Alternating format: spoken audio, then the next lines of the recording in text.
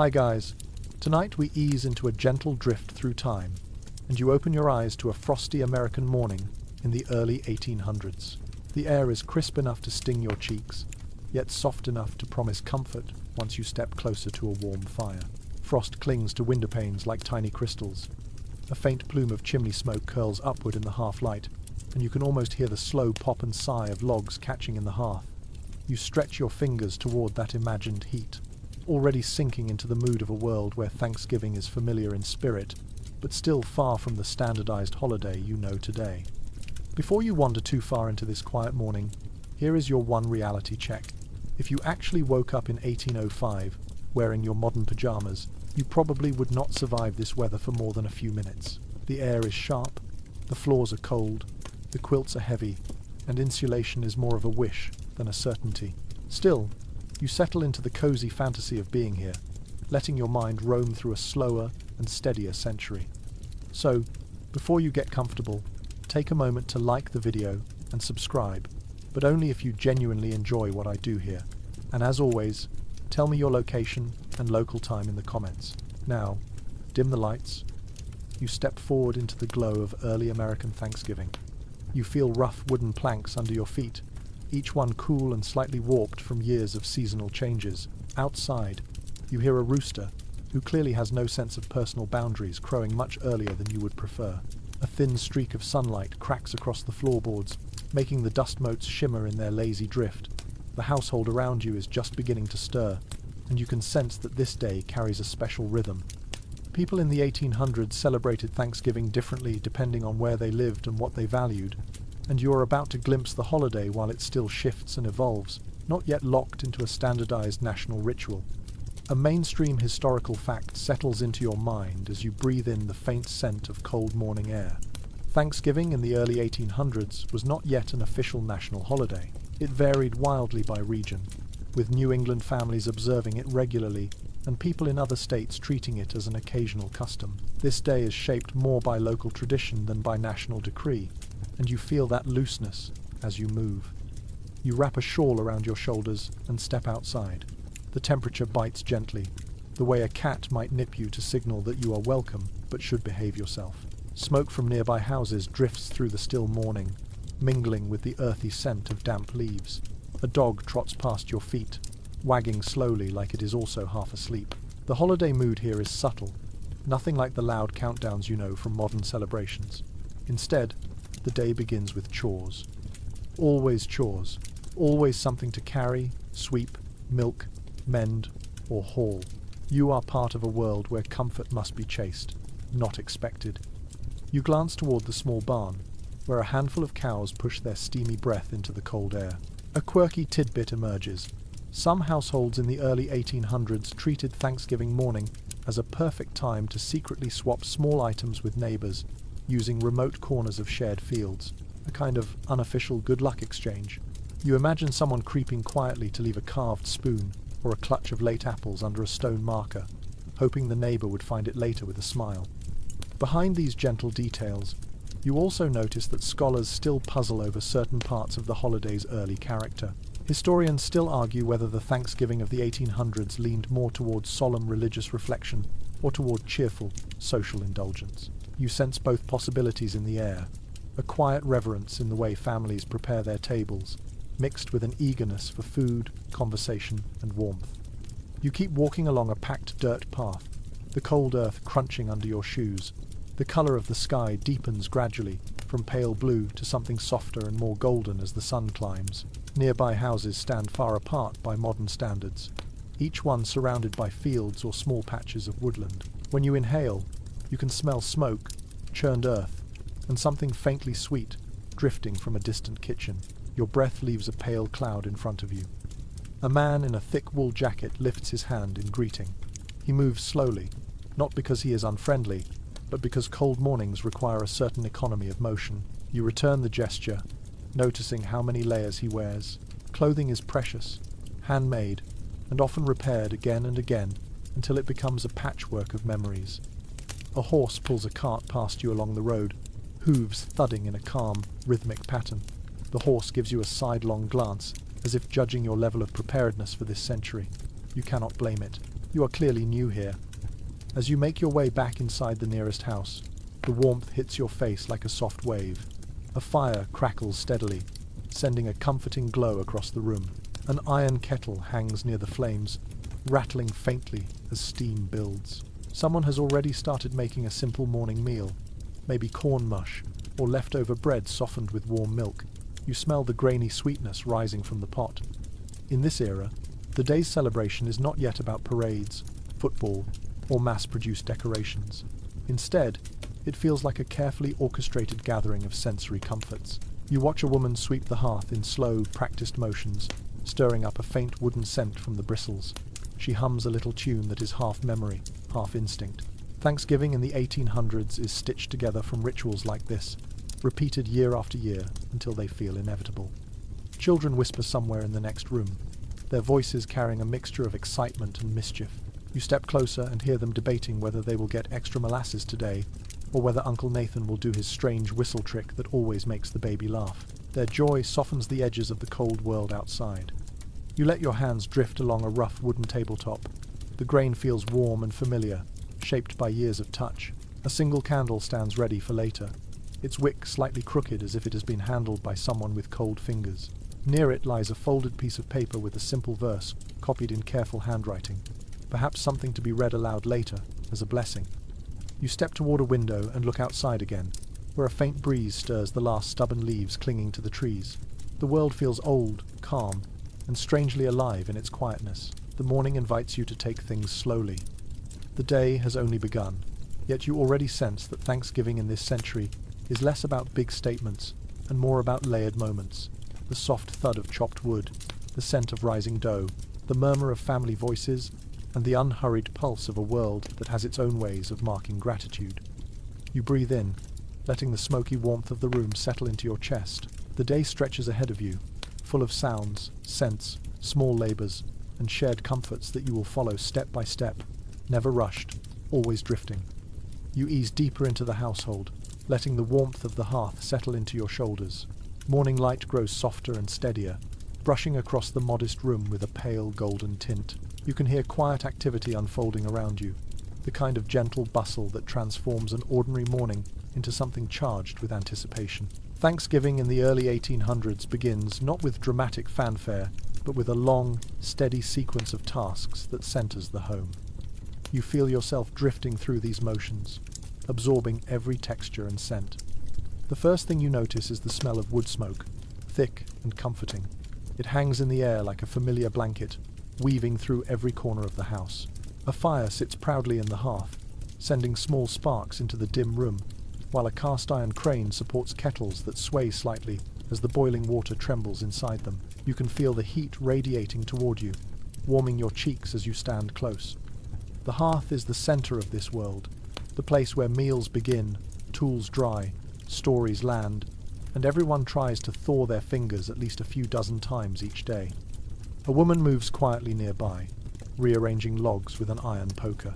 Each log settles with a muffled clunk, sending out a burst of scent that smells like oak and last summer. She wipes her hands on her apron and gives you a nod, neither rushed nor surprised.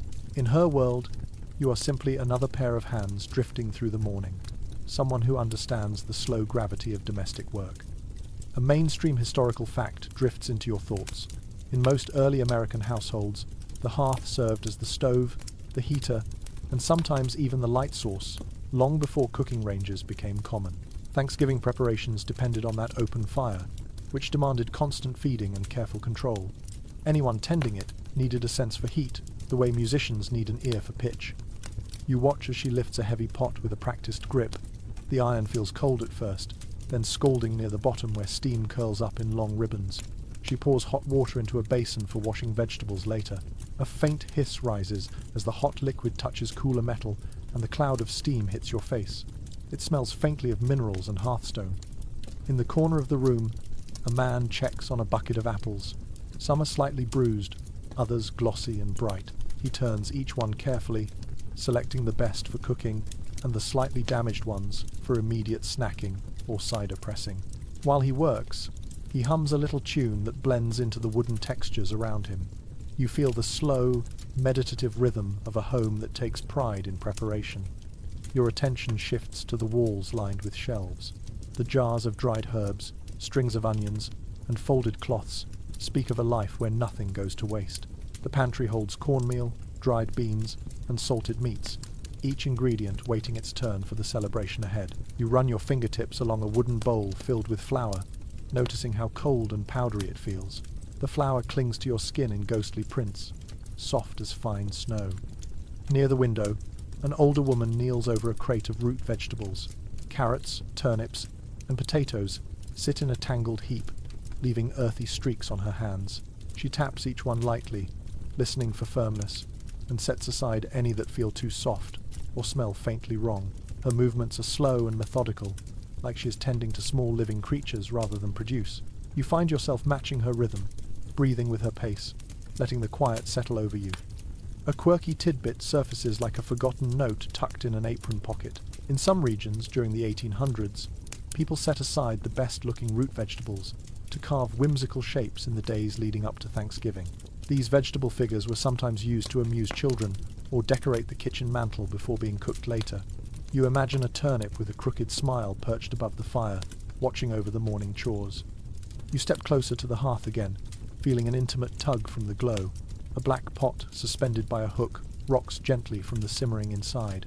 The woman tending it explains softly that she is warming broth saved from a previous meal. The scent rises in thin waves of salt, herbs, and memories. Every household treasures stock like this, and you sense how these simple ingredients anchor the entire feast to come. Children scamper into the room, their feet pattering across the wooden floor with a rhythm full of excitement and clumsy energy. One clutches a wooden toy horse, its edges smooth from years of handling. Another carries a small bundle of dried corn husks, eager to help peel them for the celebratory dishes. Their breaths are visible in short, pale puffs, and they chatter with the kind of delight that only arises when a day feels special.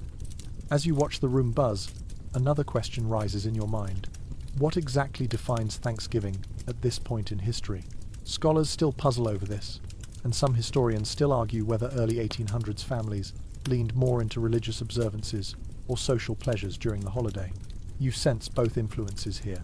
A Bible rests on the table, bookmarked for a reading later, but the laughter, the food preparations, and the comfortable chatter speak just as loudly. You step over to the table covered in wooden utensils. Knives gleam faintly in the dim light, their blades sharpened by hand. A set of pewter plates waits patiently, cool to the touch. Beside them lies a braided trivet, woven from corn husks, ready to protect the wood from a hot kettle later. The texture of the husks feels smooth and slightly waxy under your fingers. Someone stirs a bowl of dough with a wooden spoon, working slowly until the mixture grows thick and heavy. You hear the dull thuds of the spoon against the bowl, each one a reminder of how much effort goes into even the smallest parts of a feast. The smell of rising yeast floats toward you, mingling with the deeper notes of smoke and broth. A cat wanders in through a cracked door. It stretches luxuriously, then curls up near the fire, as if claiming the warmest spot is a birthright. You smile at its confidence. Even animals sense that this day holds more comfort than most. You take a slow, deep breath, feeling the mixture of scents settle into your senses. Standing here, you realize how central the hearth and household atmosphere were to Thanksgiving celebrations in the early 1800s. The day flows from the fire itself, from the steady labor of hands that tend flames, knead dough, polish plates, and create the world of comfort that everyone will gather around later. For now, though, the work continues quietly. No one rushes. The holiday does not demand haste. It unfolds at a pace guided by fire, food, and gentle expectation. You feel yourself absorbed into that rhythm, moving as the room moves, soaking in the warmth and the quiet hum of a home preparing for gratitude. You step outside again, letting the door fall shut behind you with a gentle wooden thump. The morning has brightened, though the cold still clings to your clothes like a reminder that comfort always requires a little effort in the 1800s. You follow the path that leads toward the village market, ready to gather the ingredients that will shape the Thanksgiving meal. Your boots sink slightly into the mud, and each step adds a thin layer of earth to the soles. The smell of damp soil rises into the air, mixing with the faint sweetness of fallen leaves that have soaked overnight. As you walk, the world around you feels both quiet and busy. Birds chatter in the leafless branches, their calls sharp and bright. A pair of children runs past you, woolens flapping as they race down the road with the kind of boundless energy only kids seem to possess. Their laughter echoes lightly across the fields. You shake your head softly, amused by how contagious their excitement feels. Ahead, the market road becomes livelier. Wagons creak under the weight of produce, firewood, and poultry. Farmers nudge their horses forward, mumbling encouragement as hooves clatter across uneven ground. The crisp air carries the smell of hay, damp canvas, and hints of spices from merchants who arrived before dawn. You pull your shawl a little tighter and step into the flow of activity. A note recorded in many early 19th century diaries drifts into your awareness. People often travelled several miles on foot or by wagon just to reach a local market, especially before Thanksgiving. These trips were as much a social ritual as a practical necessity. You sense that immediately. Everyone greets everyone. Neighbours call out names. Strangers nod warmly. The day feels stitched together by human contact as much as by commerce. You pause near a stall where a man arranges late-season carrots into neat bundles. The colours are muted by cold weather, but each carrot carries the earthy scent of storage cellars and the heavy soil it once grew in. The vendor lifts one proudly, pointing out its straight shape as if it were an achievement. You smile, because somehow it is. Every vegetable in this era represents work, weather, luck, and a bit of hope. Just a few steps away, a woman sells herbs tied with string. Sage, thyme, and dried mint fill the air with fragrances that feel warm despite the chill. You brush your fingers across a bundle of dried rosemary. It crackles softly, releasing a sharp pine-like scent that lingers in the air. The merchant tells you it is excellent for roasting meats, then winks as if sharing a secret too good to hide. You wander farther along the market lane, absorbing every sound and scent. A pair of men barter loudly over a bag of flour. A young girl sells small paper packets of cloves and cinnamon, their warm aroma curling around her small stall like invisible ribbons. A potter displays earthenware bowls, their surfaces smooth and cool beneath your touch. The entire marketplace feels alive, vibrant, and strangely cozy. While you observe this colourful scene, a lesser-known historical curiosity nudges your thoughts. Some families in the 1800s chose ingredients for Thanksgiving not only based on availability but also on personal superstitions. A few believed that buying the first pumpkin they touched would bring luck, while others insisted that a turkey should be selected only after 3 slow circles around the seller's stall.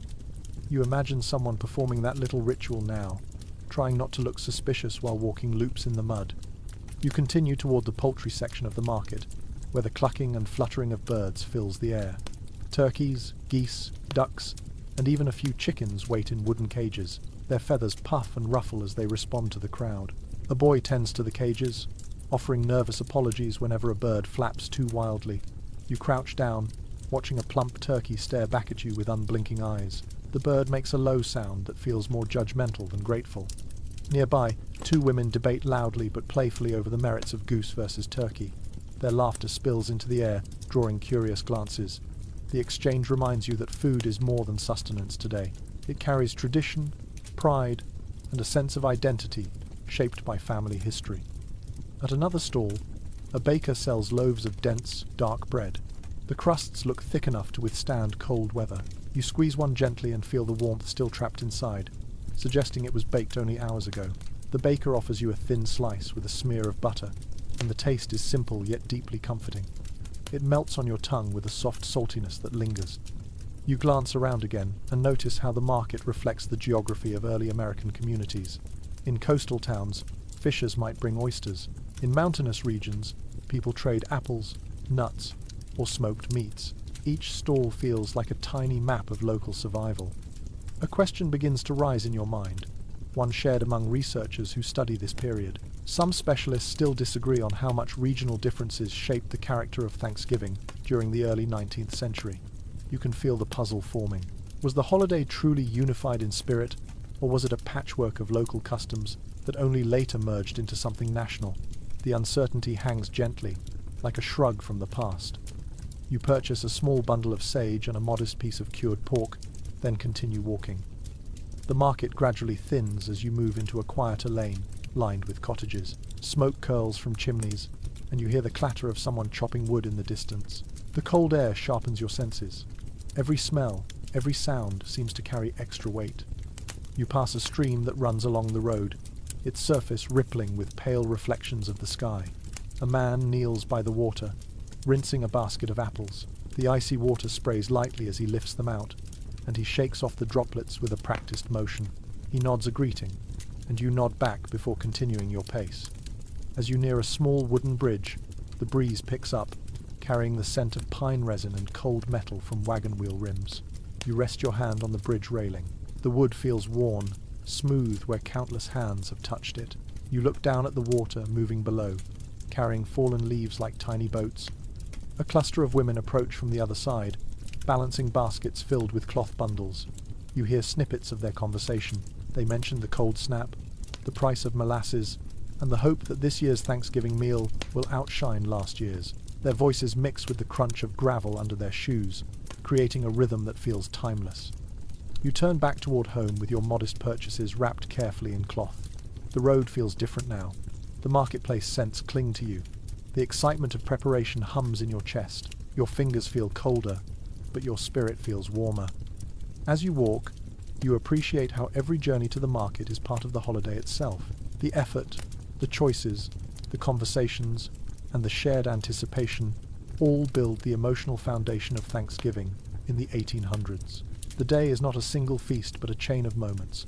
The muddy boots, the laughter, the bartering, the smell of fresh bread, the weight of a basket filled with possibility. You step through the doorway and return to the hearth glow waiting inside. And without needing to say a word, you know the next stage of preparation is ready to begin. You slip back into the kitchen, letting the warmth wrap around you like a familiar embrace. The air feels thicker now, full of rising scents and soft clattering sounds. It is still early, yet the room hums with steady purpose. Thanksgiving in the early 1800s may not have had television, timers, or electric stoves, but the choreography inside these kitchens would impress any modern cook. You find yourself drawn toward the brick oven like a moth to a gentle flame. The oven sits low and wide, its mouth yawning open as someone feeds fresh wood into its glowing center. The stacked bricks glow a muted red inside, radiating heat into the room. You feel it on your face, a slow, enveloping warmth that makes you instinctively step closer. A long-handled peel rests nearby, dusty with flour. The surface of the peel feels smooth and cool when you touch it, its wooden grain shaped by years of use. A woman kneels beside the open hearth, coaxing a small flame under an iron pot balanced on a trivet. Her sleeves are rolled to her elbows, revealing arms dusted with flour, as though the ingredients have tried to claim her as one of their own. She stirs the pot with a slow, circular motion that seems almost hypnotic. The aroma rising from it is a mix of onions, herbs, and something richly savory. You inhale deeply and feel your stomach give a hopeful flutter. The brick oven pops softly as moisture trapped in the wood escapes into the heat. A faint crackle echoes in the room. You glance toward a line of dough-covered bowls sitting near the wall. Each one rests under a cloth, slowly expanding with the warm air. The dough looks soft and slightly shiny, pushing gently against the fabric. Someone lifts one of the cloths to peek inside, then smiles with quiet satisfaction. The bread will be ready soon. A detail preserved in many old housekeeping journals drifts into your mind. Families in the early 1800s often rose before sunrise to heat their brick ovens for baking. The thick walls required hours to reach the perfect temperature, which meant timing was everything. If the oven ran too hot, the crust burned, too cool, and the bread stayed heavy and pale. You sense how much experience and intuition filled these kitchens. Thermometers were rare luxuries. Most cooks relied on their palms, their eyes, and the sound of the fire itself. Someone hands you a bowl of chopped apples, the pieces dusted with cinnamon and nutmeg. You can feel the chill still clinging to them from the outdoor storage crates. The scent rising from the bowl is crisp and sweet, a promise of pies that will perfume the entire house later. You stir the apples gently, watching the spices cling to the moist surfaces. A soft sigh escapes you without your permission. On a nearby table, a young girl works with focused determination. Her hands shape small lumps of dough into something resembling biscuits. The dough sticks to her fingers. She scrapes it off with a tiny laugh, then tries again. Her concentration is fierce and adorable in equal measure. Her grandmother stands beside her, offering murmured encouragement, and little tips whispered like wisdom passed through generations. As you observe the scene, a little piece of lesser-known culinary lore slips into your thoughts. Some households believed that placing a small stone in the brick oven before baking pies helped stabilize the temperature. The stone supposedly absorbed excess heat and released it slowly, though the logic behind it was never universally accepted. You spot a flat, smooth stone resting near the oven door now. Someone must be following that old belief today. You move toward another corner where vegetables wait in neat piles. Squash sliced into thick crescents, onions peeled clean, potatoes washed until they shine. A cutting board holds a heap of chopped celery, its sharp, grassy aroma mixing with the sweeter notes of roasted pumpkin that waft through the air. A large mortar and pestle sit ready to crush spices for stuffing. When you lift the pestle, it feels heavy and cold, like a tool meant to shape flavor with authority. Two women discuss the seasoning for the turkey in low, steady voices. One favors sage-heavy stuffing, the other swears by a mixture of thyme, parsley, and a little molasses. Their friendly disagreement is timeless. Food choices always attract opinions, especially on days like this. Their conversation blends into the clinking of spoons against bowls and the low rumble of boiling pots.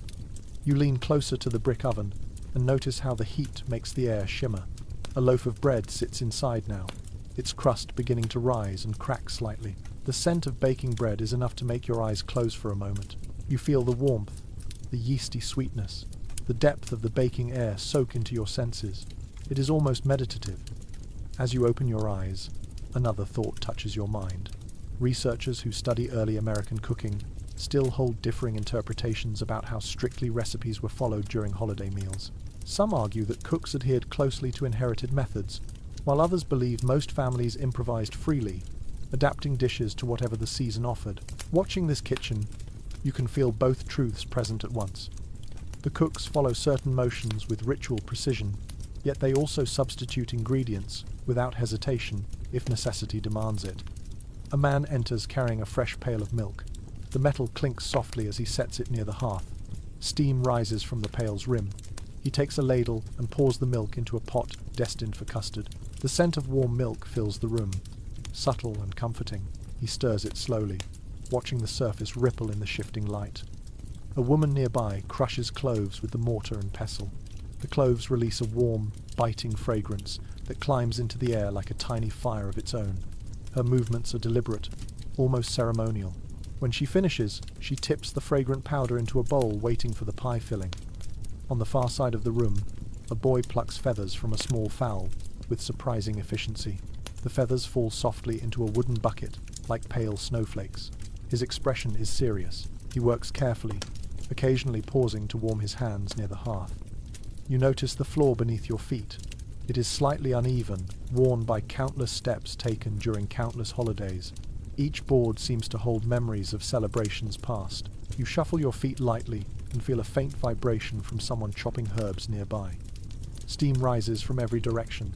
Pots murmur on the fire, kettles hiss, dough rises, spices crack open, and laughter threads through it all. The kitchen feels like a living creature, pulsing with warmth, rhythm, and anticipation. You find yourself sinking into its calm frenzy, letting your senses ride the flow of preparation. Someone hands you a small spoonful of warm broth to taste. The flavor is deep and layered, a careful blend of herbs, meat drippings, and thyme. It lingers on your tongue long after you swallow, leaving a cozy warmth in your chest. As you stand in this kitchen filled with heat and harmony, you sense how much of Thanksgiving's heart begins here. The preparation itself becomes an act of gratitude. The chopping, the stirring, the tending of fire, the small disagreements over seasoning, the shared laughter, the quiet pride in each dish. These moments build the emotional foundation long before the feast reaches the table. You watch the bread rise. You hear the fire crackle. You breathe the cinnamon-rich air. You feel the day taking its shape through every careful motion. And as the kitchen continues its warm, deliberate dance, you know the feast is blooming from this very room. You step away from the brick oven's glow and move toward a smaller side room where the main event of the holiday quietly waits. The centerpiece of Thanksgiving in the 19th century is not yet fixed in the national imagination, so when you turn the corner, you are never entirely sure what you will find. Sometimes it is a turkey, sometimes a goose, sometimes something that makes you pause for a second and ask if you have stepped into an alternate culinary universe. Whatever appears, you feel the weight of tradition settling around you as gently as the cold air that follows from the doorway. The room is cooler than the kitchen. A small window lets in soft daylight, enough to paint pale stripes across the wooden table. On the table lies a plump turkey, its feathers already removed, its pale skin waiting for the final stages of preparation. Next to it sits a goose, sleeker and darker, like a rival candidate interviewing for the same job. A pair of hens rest nearby, smaller, but no less important. It becomes clear that the family has options, and options in this century speak volumes. A note often mentioned in regional food accounts drifts across your thoughts. Many households during this era treated turkey as a desirable but not absolutely required dish for Thanksgiving. Its availability depended on hunting success, local wildlife, and sheer luck. As you stand here, you sense that same mixture of practicality and hope shaping the meal. The man of the household enters with confident stride, wiping his hands on a cloth. He lifts the turkey, testing its weight with a practiced grip. The bird looks hefty enough to feed a large table, perhaps even provide leftovers for pies and stews over the next week. He nods to himself, as if approving a well-timed seasonal gift. Beside him, a woman inspects the goose. Her brow furrows in thoughtful concentration. Geese roast beautifully with crisp, flavorful skin, but their fat content demands more careful tending. She pricks the skin gently with a small knife to check the firmness. The blade gleams faintly in the slanted light. You watch her hands move with steady precision. On a nearby shelf lies a hunting bag, still carrying a faint woodland scent. As you step closer, a vague memory shared in many oral histories surfaces in your mind. Some families relied heavily on wild game during the cold season, and Thanksgiving occasionally featured animals like venison, rabbit, or even pigeon pies. You picture a rustic holiday feast, built around whatever the forest offered, shaped as much by chance encounters in the woods as by recipes passed down the generations. A girl enters, carrying a bowl of herbs and vegetables. She sets it beside the turkey and begins stripping leaves from the stems of late-season sage. The leaves release a soft evergreen scent when crushed between her fingers. You can almost imagine the aroma, as it will mingle with roasting meat later today, filling the house and drifting out onto the cold evening air. The discussion regarding which bird will become the centerpiece grows livelier. The man prefers the turkey, proud of its size and presence. The woman leans toward the goose, charmed by its rich flavor. Their conversation flows with warmth rather than tension, as though the decision itself is part of the holiday ritual. You sense that this choice defines not only the taste of the meal, but also a little piece of family identity. While listening, a small and rather amusing piece of food lore slips into your thoughts. Some rural families in the early 19th century believed that a goose roasted on Thanksgiving predicted the fortune of winter. If the skin blistered evenly, it signaled mild weather ahead. If parts turned dark too quickly, people whispered that a harsh freeze might follow. You glance at the goose, imagining it holding a secret meteorological message tucked beneath each feather. As the adults continue debating, another thought stirs quietly at the back of your mind. Those who study culinary traditions still express different interpretations about how early American families selected the holiday bird. A few researchers emphasize economic reasons, suggesting people simply cooked whatever animal they could afford or catch. Others argue that cultural preference shaped the decision, with certain families clinging to goose because it echoed European customs. The uncertainty hangs softly in the room, like a question without urgency. The woman eventually sets her hands on her hips, giving the turkey one final appraising look. The man raises an eyebrow. Then, without any dramatic announcement, they reach a quiet agreement. The turkey will take center stage. The goose, however, will not be forgotten. It will be roasted too, destined for the next day, or perhaps even for neighbors who could use a hearty dish. Nothing in this time is wasted or dismissed lightly. The young girl works quickly now. She tosses chopped onions, celery, and herbs into a wooden bowl, mixing them with breadcrumbs that were dried on the hearth overnight. The bowl smells bright and savory, a blend of familiar notes that prickle your senses. When she squeezes a handful, it clumps softly, ready to be packed into the waiting bird. She glances up and smiles shyly as you watch, proud of her role in this important step. A man at the far counter sharpens a knife with slow, practiced motions. Each pass across the whetstone creates a soft whispering sound that blends with the murmured conversation. The blade soon gleams with a cold shine. He tests its edge with a gentle tap of his thumb, then nods with quiet approval. Someone else holds the turkey steady. They begin cleaning the cavity, rinsing it with fresh water and patting it dry with cloths. The skin feels slightly cool and smooth beneath your fingertips when they invite you to help. It is a moment that ties you more deeply to the rhythm of the day. These hands have prepared countless birds before, and their confidence guides you. Once the interior is clean, the girl passes forward the bowl of stuffing. The mixture smells warm even before cooking. Sage and onion rise first, followed by soft hints of melted butter. The woman spoons the mixture inside the turkey, packing it carefully but not too tightly. Too much pressure, and the bird cooks unevenly. Her movements flow with the ease of someone who learned the skill from a mother who learned from her mother before her. When the stuffing is finished, the man rubs the exterior with salt and a scattering of dried herbs. His palms glide across the surface, coating the skin in a thin layer that will crisp to golden perfection later. A faint sheen forms on the turkey under the kitchen light. The goose receives its own seasoning. The cook pricks tiny holes in the skin, so the excess fat will melt and baste the meat as it cooks. She sprinkles a bit of pepper and a soft drizzle of molasses, explaining with a small grin that it helps the skin brown evenly. You can almost taste the promise in her voice. Nearby, a pot of broth simmers gently. The cook dips a ladle in and pours a thin stream over the turkey. It hisses faintly as the liquid touches the cool skin. Aromatic steam puffs upward, curling into the air like a blessing. You feel the room settling into a deep sense of focus. The choice has been made. The food is prepared. Soon the brick oven will embrace the turkey and the goose, transforming them slowly into the centerpiece of a feast, shaped by tradition, family memory, and many hands working together. As the final herbs are added and the birds are carried toward the glowing oven, you sense how this moment binds everyone in the house. Thanksgiving has not yet reached the shape you know in the modern world, but its heart beats strongly here, in the act of choosing the meal, preparing it with care, and sharing the quiet pride that comes before cooking begins.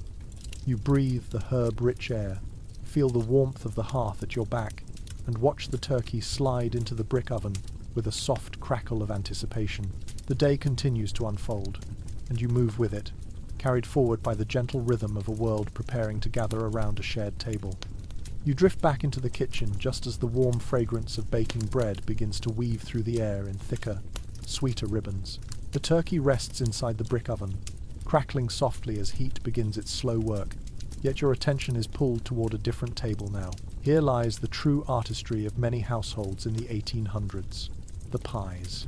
Not just a dessert, but a kind of edible storytelling. Each region, each family, and sometimes each individual baker leaves a signature in the crusts and fillings. You step closer, drawn in by the scent of apples, spices, and something faintly toasted. The table is cluttered in a comforting way. Bowls of chopped apples glisten with early morning freshness. A crock of pumpkin puree sits in muted shades of orange. A small dish holds dark, sticky molasses ready to be drizzled. Jars of dried spices wait patiently, their corks slightly stained from years of use. And at the center of it all rests a wooden rolling pin, polished smooth by the hands of at least 3 generations. A well-documented observation from New England cookbooks flickers through your thoughts. Apple pies were often considered essential at Thanksgiving, so common that a table without one might seem incomplete. The idea makes sense as you watch a woman fold sugar into the apples, her movement so practiced that she never measures, yet always seems to know exactly how much sweetness the day requires. She presses the rolling pin into a ball of dough. The dough squishes softly, its surface turning silky as she rolls it thinner and thinner. You notice faint streaks of cold butter embedded inside. Those streaks will turn into delicate flakes when baked, the kind of detail that transforms an ordinary pie into a memory that lingers.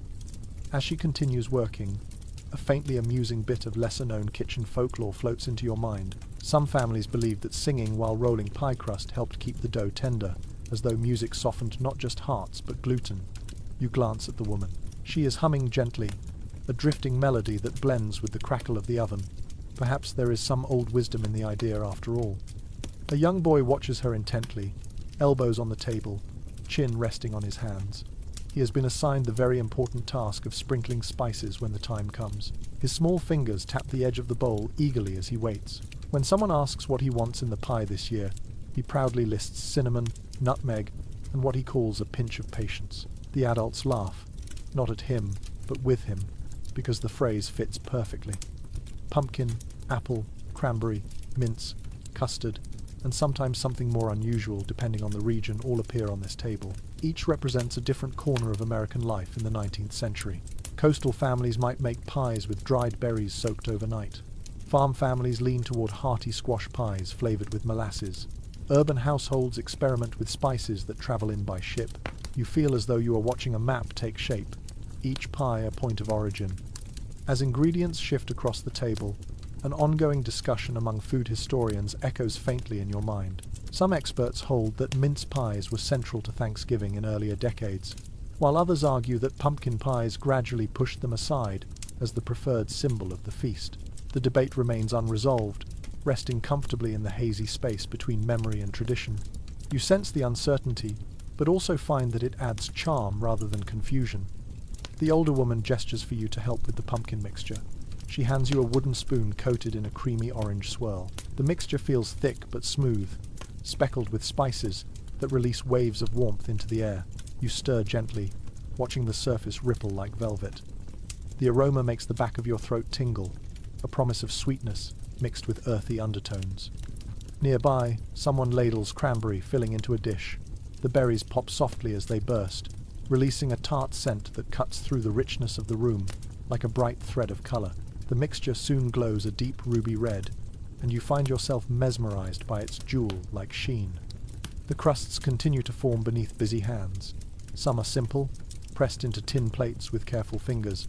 Others become lattices, woven like delicate fences that allow steam to escape during baking. A few are adorned with tiny pastry leaves or braided edges. You run a fingertip along one of the decorative borders. The dough is cool, slightly elastic, and dusted with enough flour to leave a pale print on your skin. Someone asks the boy to sprinkle cinnamon over the apple filling. He does so with great ceremony, pinching the spice between his fingers and letting it fall like tiny brown snowflakes. When he finishes, he sniffs his hands with pride and announces that he smells like the holiday itself.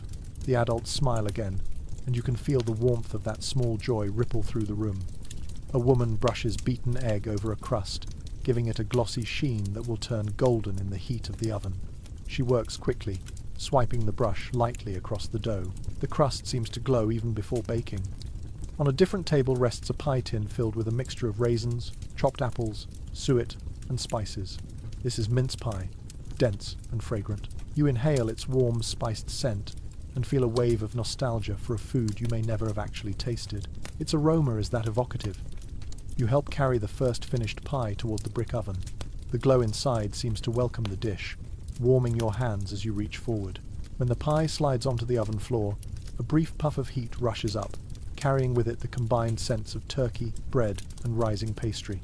You feel a quiet thrill inside your chest. Another pie follows, then another. Soon the oven holds several dishes, each at different stages of the same delicious transformation. The air thickens with sweetness, spice, and anticipation. Back at the table, a young girl rolls the last scraps of dough into a small personal tart for herself. She tucks a single slice of apple in the center and folds the dough around it. Her smile is shy but bright. Her grandmother pats her shoulder, whispering something that makes the child glow with pride. You return to your earlier spot near the hearth. The kitchen now feels like a symphony building toward a warm crescendo. Steam swirls from pots, crusts glisten, spices drift. Every breath you take carries a new layer of aroma. It becomes clear that pies are far more than dessert in this century. They are markers of place, memory, and lineage. They remind people where they came from, who taught them to bake, and how the flavors of the land shape their families' stories. Watching these pies take shape, you feel you are witnessing history, not through grand events, but through the quiet, tender acts that sustain everyday life. As the last pie is set aside to cool, you sense the entire room taking a slow, satisfied breath. The kitchen hums with accomplishment. The holiday is growing richer by the hour. You inhale deeply, tasting cinnamon and roasted squash on the air. The pies cool on the windowsill, their surfaces gleaming softly in the fading light. The moment rests gently in your senses, warm and full, guiding you toward whatever the day will reveal next. You move from the kitchen toward the large main room of the house, following the gentle hum of voices and the soft scrape of furniture being shifted across the floor. The warmth of the hearth follows you, but the room ahead has its own character, shaped by the anticipation of a feast that will gather everyone under one roof. When you step inside, You see the table already stretching farther than it usually does, extended by sturdy wooden boards laid across barrels and spare stands. It looks slightly uneven, yet full of charm, like a stage built for memories rather than perfection. Sunlight from a narrow window spills across the planks, revealing their scratches and history. Each mark tells a quiet story. Someone once carved initials into the corner. Another mark shows where a candle dripped years ago, leaving a hardened trail now smoothed by time. You run your hand along the wood and feel its cool, slightly textured surface. The grain catches your fingertips, as if reminding you that this table has seen many seasons. A detail frequently mentioned in household accounts rises gently into your thoughts. Many families in the early 1800s did not own a single large dining table. Instead, they improvised by adding boards or joining smaller tables together whenever gatherings took place. You see that creativity here. A long cloth is draped across the boards to hide the mismatched alignment. It softens the look, turning a practical solution into something almost festive. Around the room, chairs sit in varying states of readiness. Some are tall and straight-backed, polished by years of careful hands. Others are simple stools with uneven legs. A low bench near the wall waits for children or any guest who does not mind squeezing in. You smile at the mismatched furniture, sensing how it reflects a world where comfort grows from presence, not symmetry. A woman approaches carrying a stack of plates made from pewter and earthenware. Their colours vary from dull grey to warm brown. She places them on the table one by one, adjusting each so the arrangement looks as intentional as the humble tools allow. A few plates wobble slightly, and she presses them down with gentle care. Nearby, a man unfurls a length of fabric intended to serve as a runner. It is woven in soft reds and faded ochres, showing signs of repeated use. He lays it across the centre of the table, smoothing out wrinkles with the heel of his hand. The fabric holds the faint scent of lavender from storage chests, a quiet echo of summer fields even in the chill of late autumn. You hear a soft clatter from the next room. A young boy enters, carrying a handful of forks and knives. Their metal surfaces bear tiny scratches, and each handle feels just a little different. He sets them down tentatively, unsure how to place them. His mother crouches beside him, guiding his hands until the arrangement looks pleasing. The boy beams with pride, feeling he has contributed something important. A moment from the lore of early American households surfaces quietly in your mind. Some families set aside a special chair for an unexpected guest, whether or not anyone ever arrived. It symbolized welcome, generosity, and the belief that companionship could appear at any time. You notice an empty chair at the far end of the room, placed slightly apart but still included. Its presence feels intentional. As you move around the table, you glance at the older man hanging a small garland made from dried flowers and wheat. It is simple, yet beautiful, a reminder of the harvest that shaped the year. He hangs it from a wooden peg on the wall, stepping back to admire the result. The faint scent of dried petals drifts into the air. While watching this quiet decorating ritual, a question shared among researchers settles into your thoughts. Some specialists continue to discuss how different social classes shaped their Thanksgiving spaces. Did wealthier families aim for refinement while rural homes prioritized abundance and practicality? Or did traditions overlap more than records suggest? The uncertainty lingers softly, like the scent of wheat in the garland. Children drift into the room, tugging chairs into place with clumsy determination. Two girls carry a basket of cloth napkins folded in rough but earnest triangles.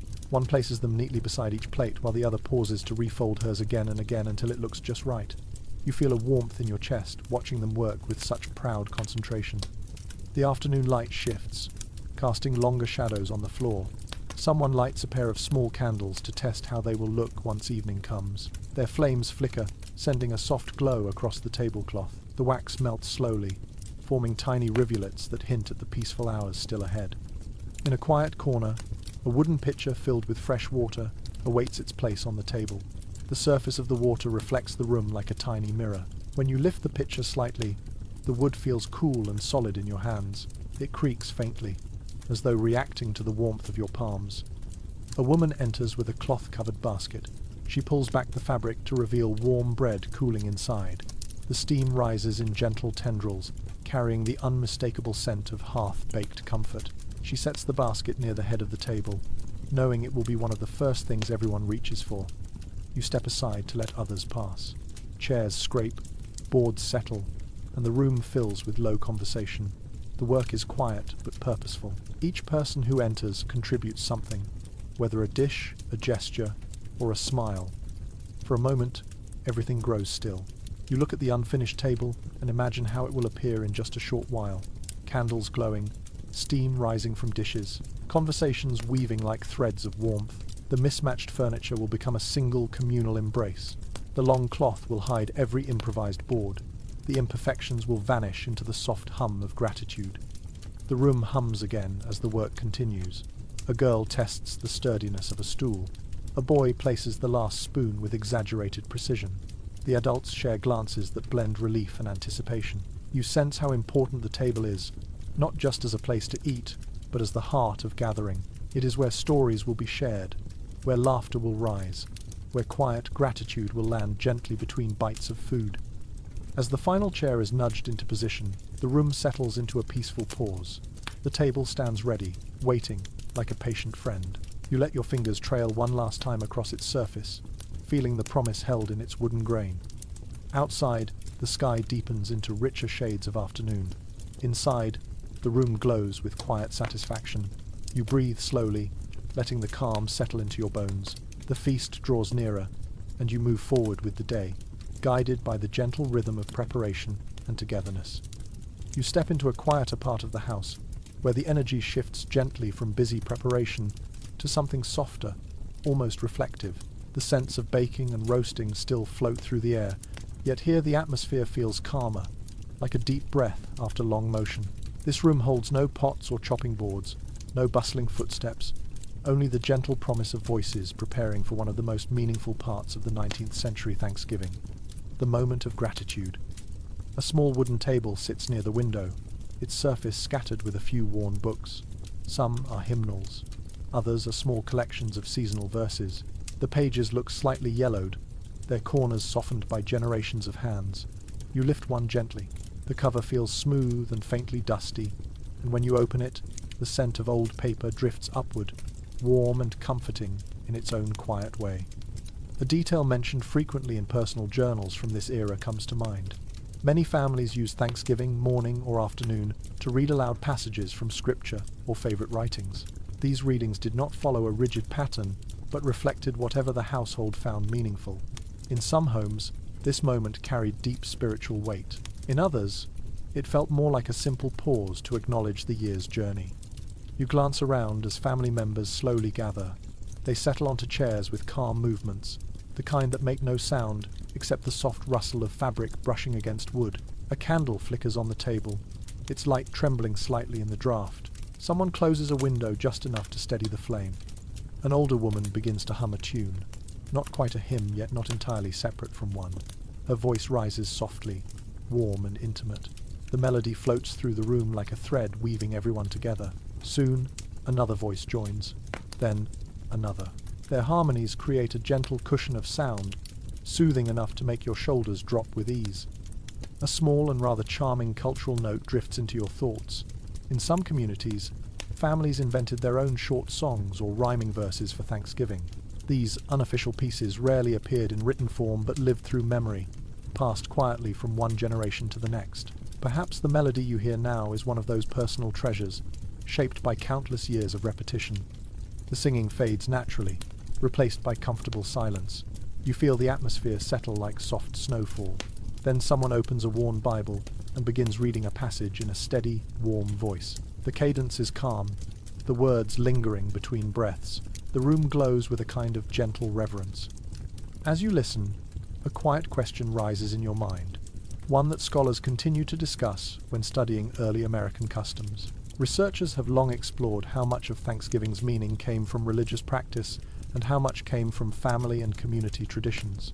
Some evidence suggests a strong spiritual core, while other accounts show celebrations focused more on gathering, food, and fellowship.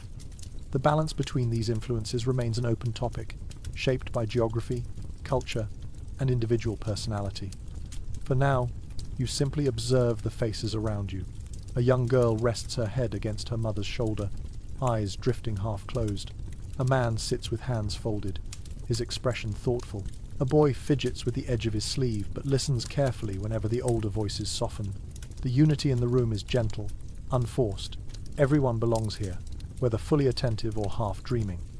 The older woman picks up a small handwritten page from the table. She reads a short poem, its words simple but sincere. The poem thanks the land for its harvest, the past for its lessons, and the future for its quiet promise. Her voice trembles slightly near the ending, and the sound tugs at your chest. You notice how the listeners lean in, not out of formality, but affection. Someone reaches for a small wooden box near the center of the table. Inside lie modest keepsakes: a dried flower, a smooth stone collected from a riverbank, a scrap of cloth from an old garment. These objects hold sentimental meaning, tokens reminding the family of seasons gone by. One by one, the items are lifted and passed around. Each object stirs a memory, sparking soft murmurs of laughter or tender sighs. A teenage boy speaks quietly about something he is grateful for. His voice wavers, but the family listens with calm attention. A younger child follows, offering a shy thanks for warm bread and a soft blanket. The adults smile, appreciating the simplicity. You feel yourself relaxing into the moment, drawn into the warmth of their shared words. The candle flame dances slowly, its light shimmering across faces softened by emotion and the glow of the afternoon. Someone begins a short prayer, asking for peace in the coming winter and for the strength to face whatever challenges may arrive. The words are steady, soothing, and full of gentle trust. A faint breeze nudges the curtain near the window, carrying with it the scent of cold air and distant smoke. The mixture of sensations feels grounding. Inside this room, gratitude becomes a ritual of slowing down, of acknowledging life with honesty rather than grandeur. A woman closes one of the hymnals and places it gently on the table. The soft tap of the cover marks the end of the gathering. People rise slowly, stretching limbs that have grown pleasantly heavy. A few hug quietly. Others exchange small smiles. The mood is peaceful, not solemn. The household has taken a moment to center itself, to recognize the shared fabric of their lives. You step closer to the candle and watch its flame flicker. The room still holds the echo of voices and the warmth of emotion. As you leave, you feel the gentle afterglow of this moment settle into you, like a soft layer of calm resting on your shoulders. You return toward the main part of the house, ready to walk back into the aroma of roasting turkey and rising excitement. The day continues, each part flowing effortlessly into the next, and you move with it, carrying the quiet gratitude of this room deep within your senses. You step outside for a moment, letting the cooler air brush your face and clear your mind before drifting toward the edge of the yard. The kitchen hum fades behind you, replaced by gentle outdoor sounds. Leaves crunch faintly under your shoes, and a pale ribbon of chimney smoke curls upward from neighboring houses. As you look down the road, you realize something is beginning to happen. People are moving about with baskets in hand, wrapped in shawls and coats, heading toward one another with a kind of quiet excitement that only grows during late afternoon on Thanksgiving Day. You follow the path toward the nearest homestead, your steps slowing as you notice the way neighbors begin exchanging small bundles. A woman holds a cloth-covered loaf, still warm from her hearth. Another carries a jar of pickled beets, the deep red liquid glowing like a jewel when the sun catches it. They greet each other with smiles that rise gently, the kind of smiles that bloom more from familiarity than surprise. A custom frequently mentioned in older diaries surfaces in your thoughts. In many communities, Thanksgiving served as an ideal moment to bring gifts of food to neighbors. These gifts were not extravagant. They were symbolic gestures of connection, quiet acknowledgments that life in rural America thrived only through mutual care. As you watch one woman slip a small bundle of dried herbs into another's basket, you feel that sense of connection settling around you like a shawl. You continue toward another home where a young couple stands near their door, arranging apples into 2 baskets. The apples vary in color, some greenish gold, others streaked with red. They polish each one with a soft cloth, making the skins shine. When an older man approaches, they hand him the smaller basket without ceremony. He nods in gratitude, gives a gentle pat to the side of the house as if greeting an old friend, and continues down the path. As you observe, a curious regional quirk comes to mind. Some families believed that a neighbor who arrived with a gift of apples would bring good fortune for winter. Others insisted that the exchange of bread on Thanksgiving ensured peaceful relations for the coming year. Whether or not anyone truly believed these ideas, the habits persisted, creating gentle rituals in communities where every season demanded cooperation. Children race around the yard ahead of you, their boots thudding softly against the hardening ground. One girl carries a basket of small turnips, holding it against her chest as if the turnips might attempt escape. Another child clutches a knitted doll with one hand, while offering a piece of cornbread with the other. Their laughter lifts into the cold air, bright and unself-conscious. You approach a small wooden gate that leads into another yard. Here, an elderly woman sits near her doorway, humming as she ties a strip of cloth around a jar of preserved peaches. The jar looks like sunlight captured inside glass. She notices you, smiles warmly, and gestures for you to take a seat beside her. The bench beneath you feels cool and slightly rough, its surface worn from years of use. She hands you a small slice of dried apple, its texture chewy and sweet. As she works, you observe the way her hands move. Every gesture is gentle yet precise, shaped by decades of practice. She tells a story about the peaches in the jar, how they were gathered with her granddaughter on one of the last warm days before autumn settled in. The memory carries a soft glow, like an ember she keeps safely cupped in her palm. While sitting there, another question reaches your thoughts, one that historians have examined with curiosity. Researchers often discuss how deeply Thanksgiving strengthened social ties in rural communities. Some argue that the holiday acted almost like a miniature community festival, full of neighborly exchanges and shared labor. Others suggest the gatherings were more sporadic, shaped by individual preference rather than collective tradition. The truth seems to rest somewhere between, shifting from region to region, household to household. A young man arrives at the woman's door. He carries a bundle wrapped tightly in cloth. When he reveals the contents, you see a pile of freshly baked biscuits, each round and golden. He offers them with a shy grin, and the woman laughs softly, delighted. She trades him a jar of the peaches, pressing his hands around it insistently, as though she wants to ensure he truly accepts it. As you move along the lane again, you encounter a pair of boys carrying a wooden crate filled with small, colourful gourds. Each gourd is knobby, striped, or curved in strange shapes. The boys announce that they are distributing them to households for good luck. One boy insists that the yellow gourds are luckiest. The other claims the green ones bring better harvests. They do not agree, but both hand you a gourd with cheerful confidence. You tuck it under your arm, amused by the enthusiasm poured into such a simple object. The gourd feels cool and slightly bumpy in your hand, its surface firm and smooth in some places, rough in others. You tilt it gently and notice faint specks of soil still clinging to tiny creases. The sky deepens a little as the afternoon stretches toward evening. The air cools further, brushing your cheeks with a fresh sharpness. You hear someone calling softly from a porch, inviting neighbors to step inside for a moment of warmth. People wander in and out of houses, carrying baskets, jars, cloth-wrapped loaves. Doorways glow like warm pockets in the chill. Across the road, a woman hands a neighbor a small woven trinket shaped like a bird. It is made from straw and dried grass twisted together. She explains that she crafted it during spare moments over the past week. The neighbor admires it, turning it carefully between her fingers. Its texture is faintly scratchy, but beautiful in its simplicity. You wonder whether it will be hung by a hearth or tucked inside a drawer to become a keepsake for years to come. A soft murmur of conversation follows you as you continue walking.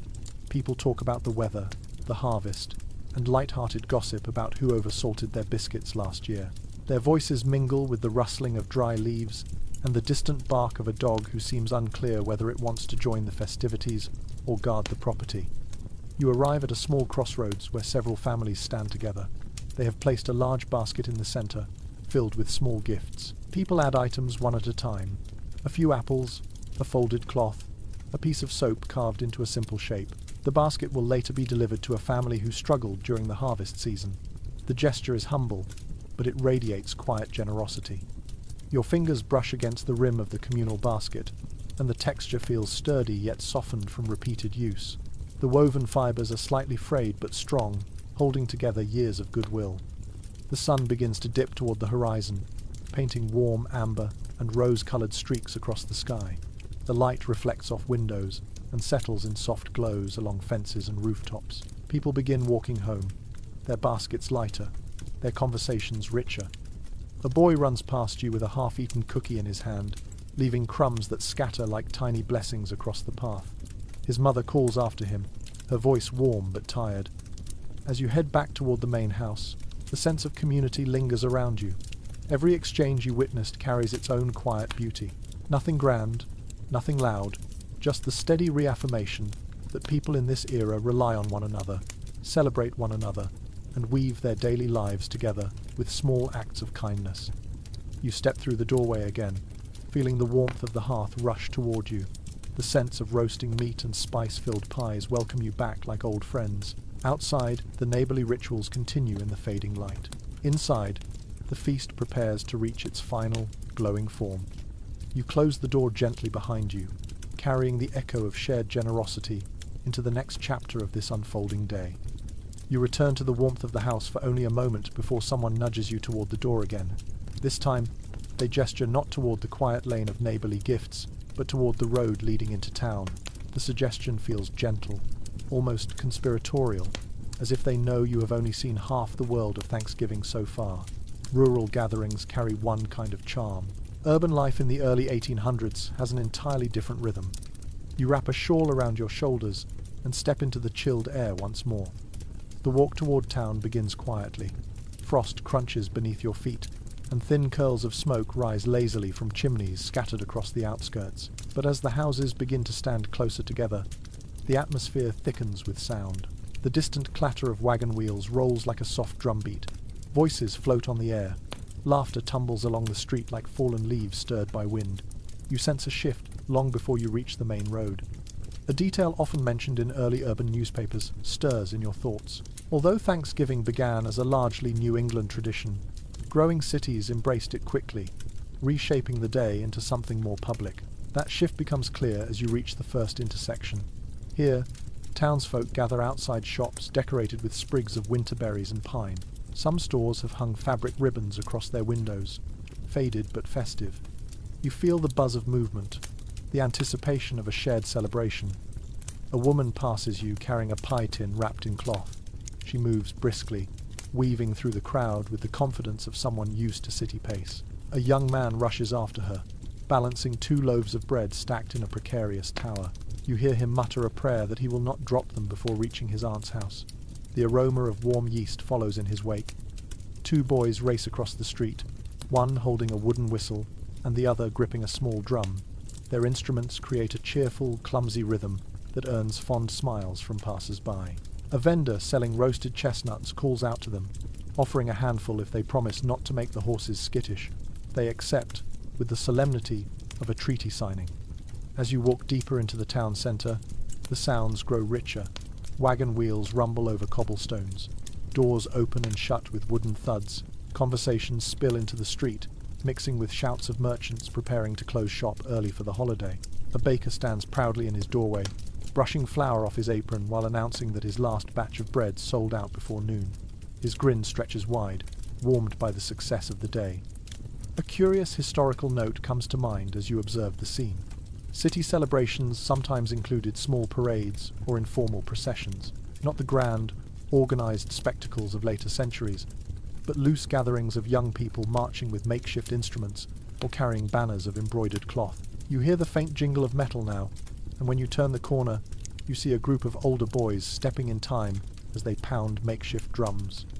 Their boots strike the ground with determination, and though their rhythm wavers, their pride remains steadfast.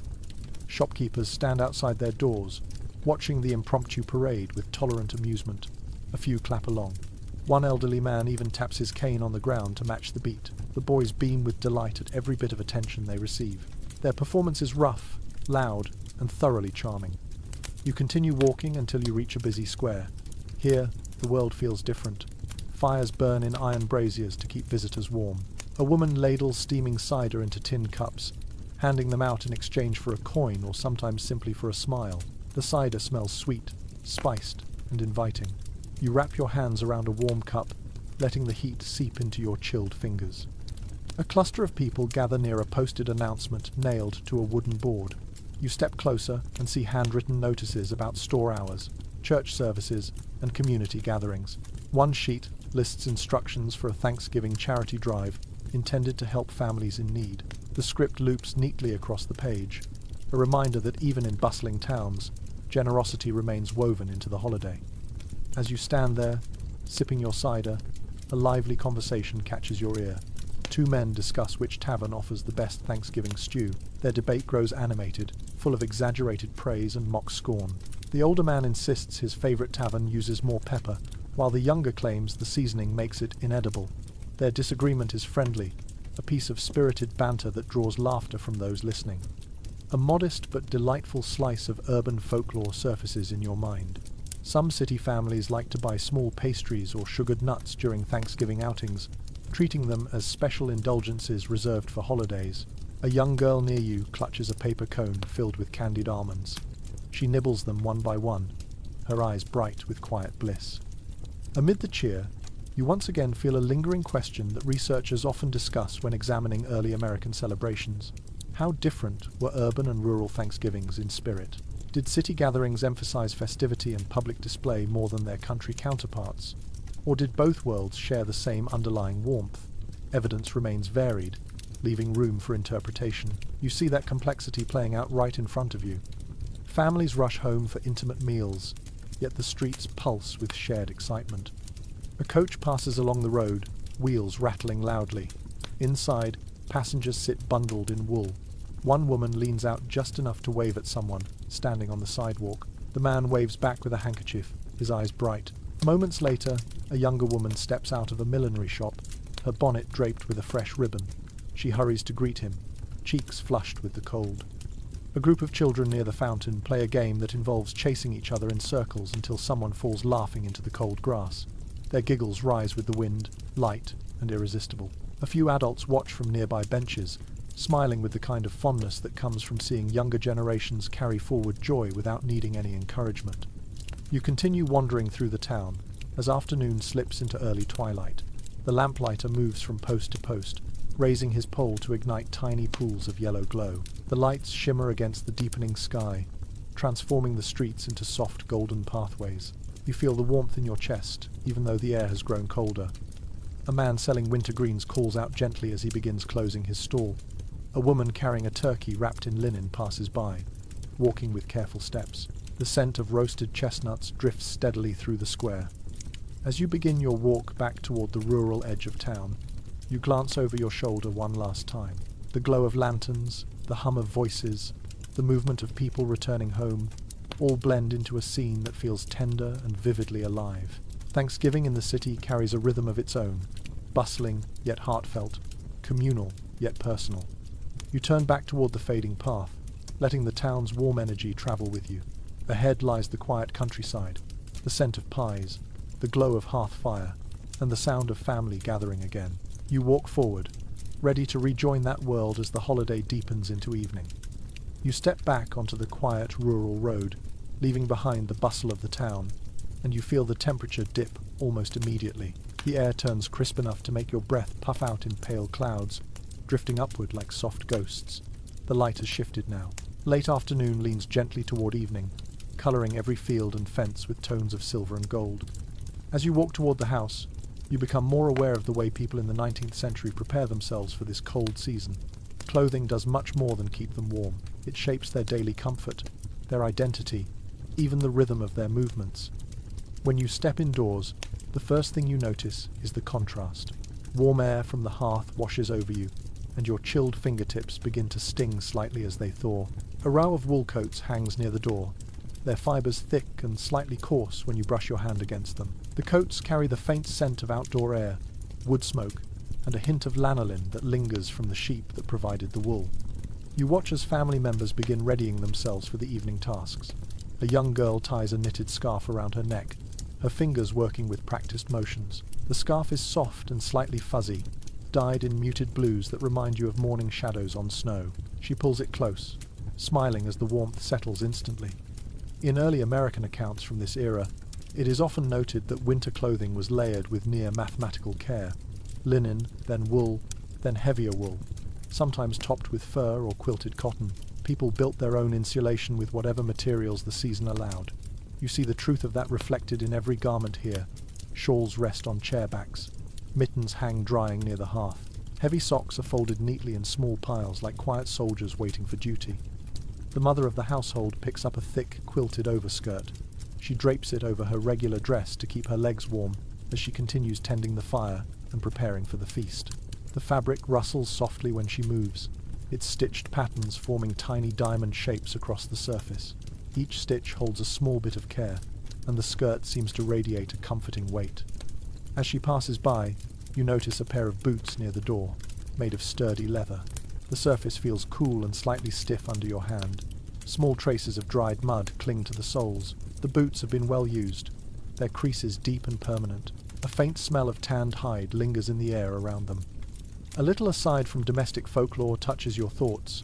Some families believe that stuffing wool scraps inside boots before Thanksgiving brought good luck for the coming winter. Not warmth, but specifically luck.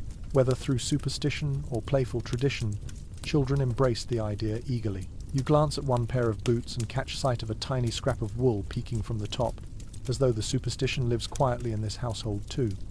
A boy wanders toward you wearing a thick wool sweater that looks slightly too large for him.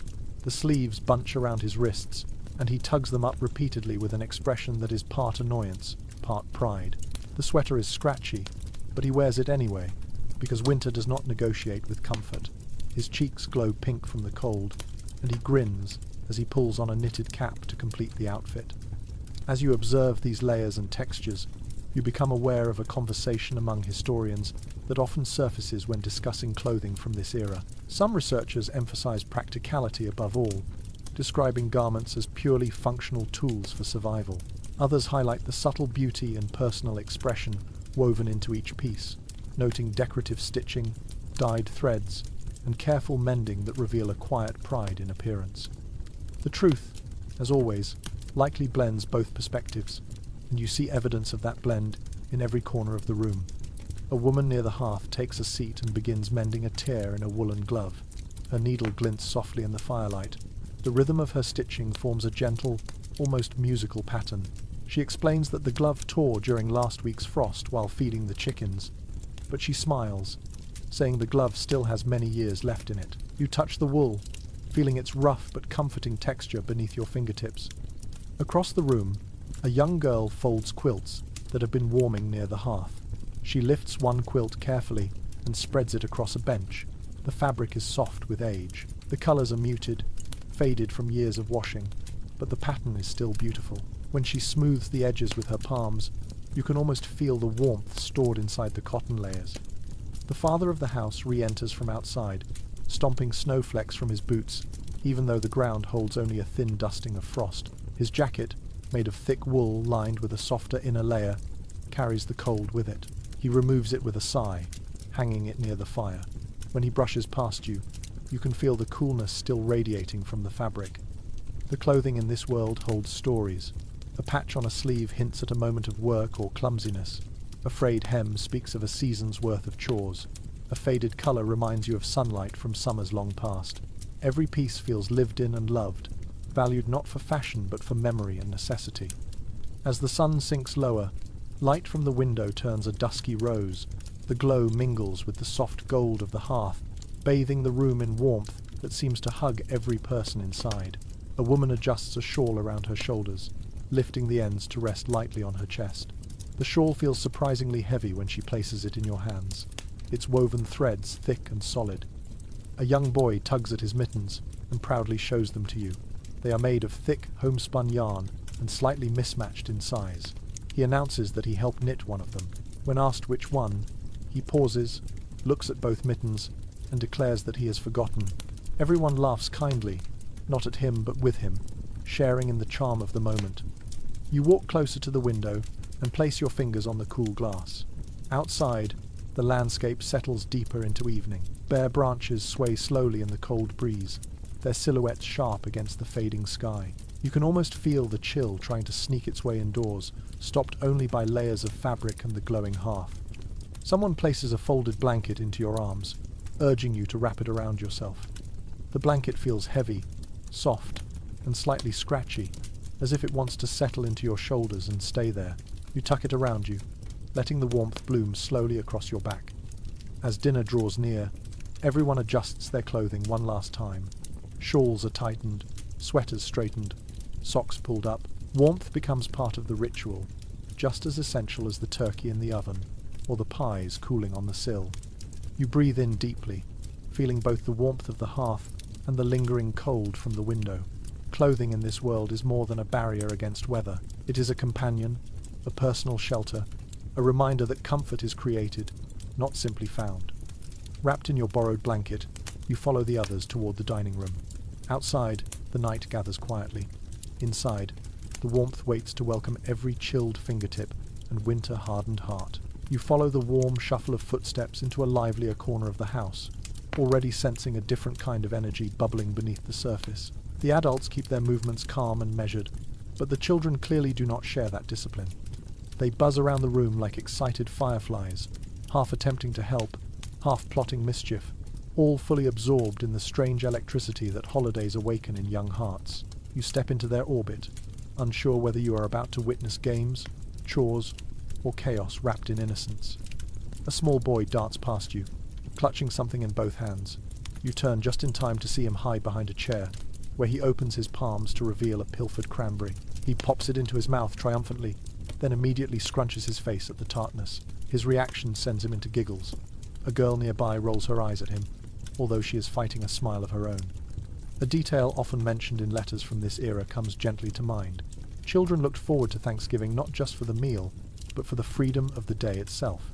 Many schools were closed, chores were lighter, adults were distracted with cooking.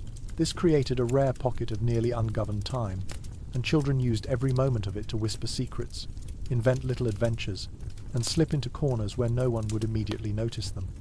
You watch as a pair of siblings rummage through a small chest filled with toys and trinkets, wooden animals, marbles, bits of ribbon, and a tiny spinning top lie scattered across the floor.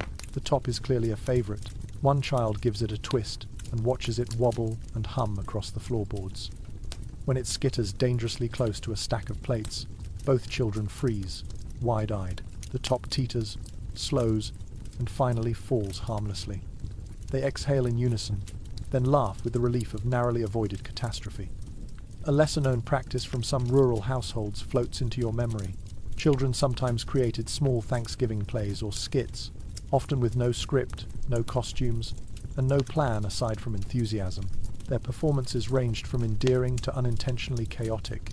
You see hints of this in the way two older children stand in a corner, whispering with exaggerated seriousness. Every now and then, one gestures dramatically while the other nods, as though they are about to reenact the entire history of the harvest in 5 confused minutes. A young girl walks toward you carrying a handful of dried corn husks. She explains shyly that she is making a doll. Her fingers fold and twist the husks with careful precision.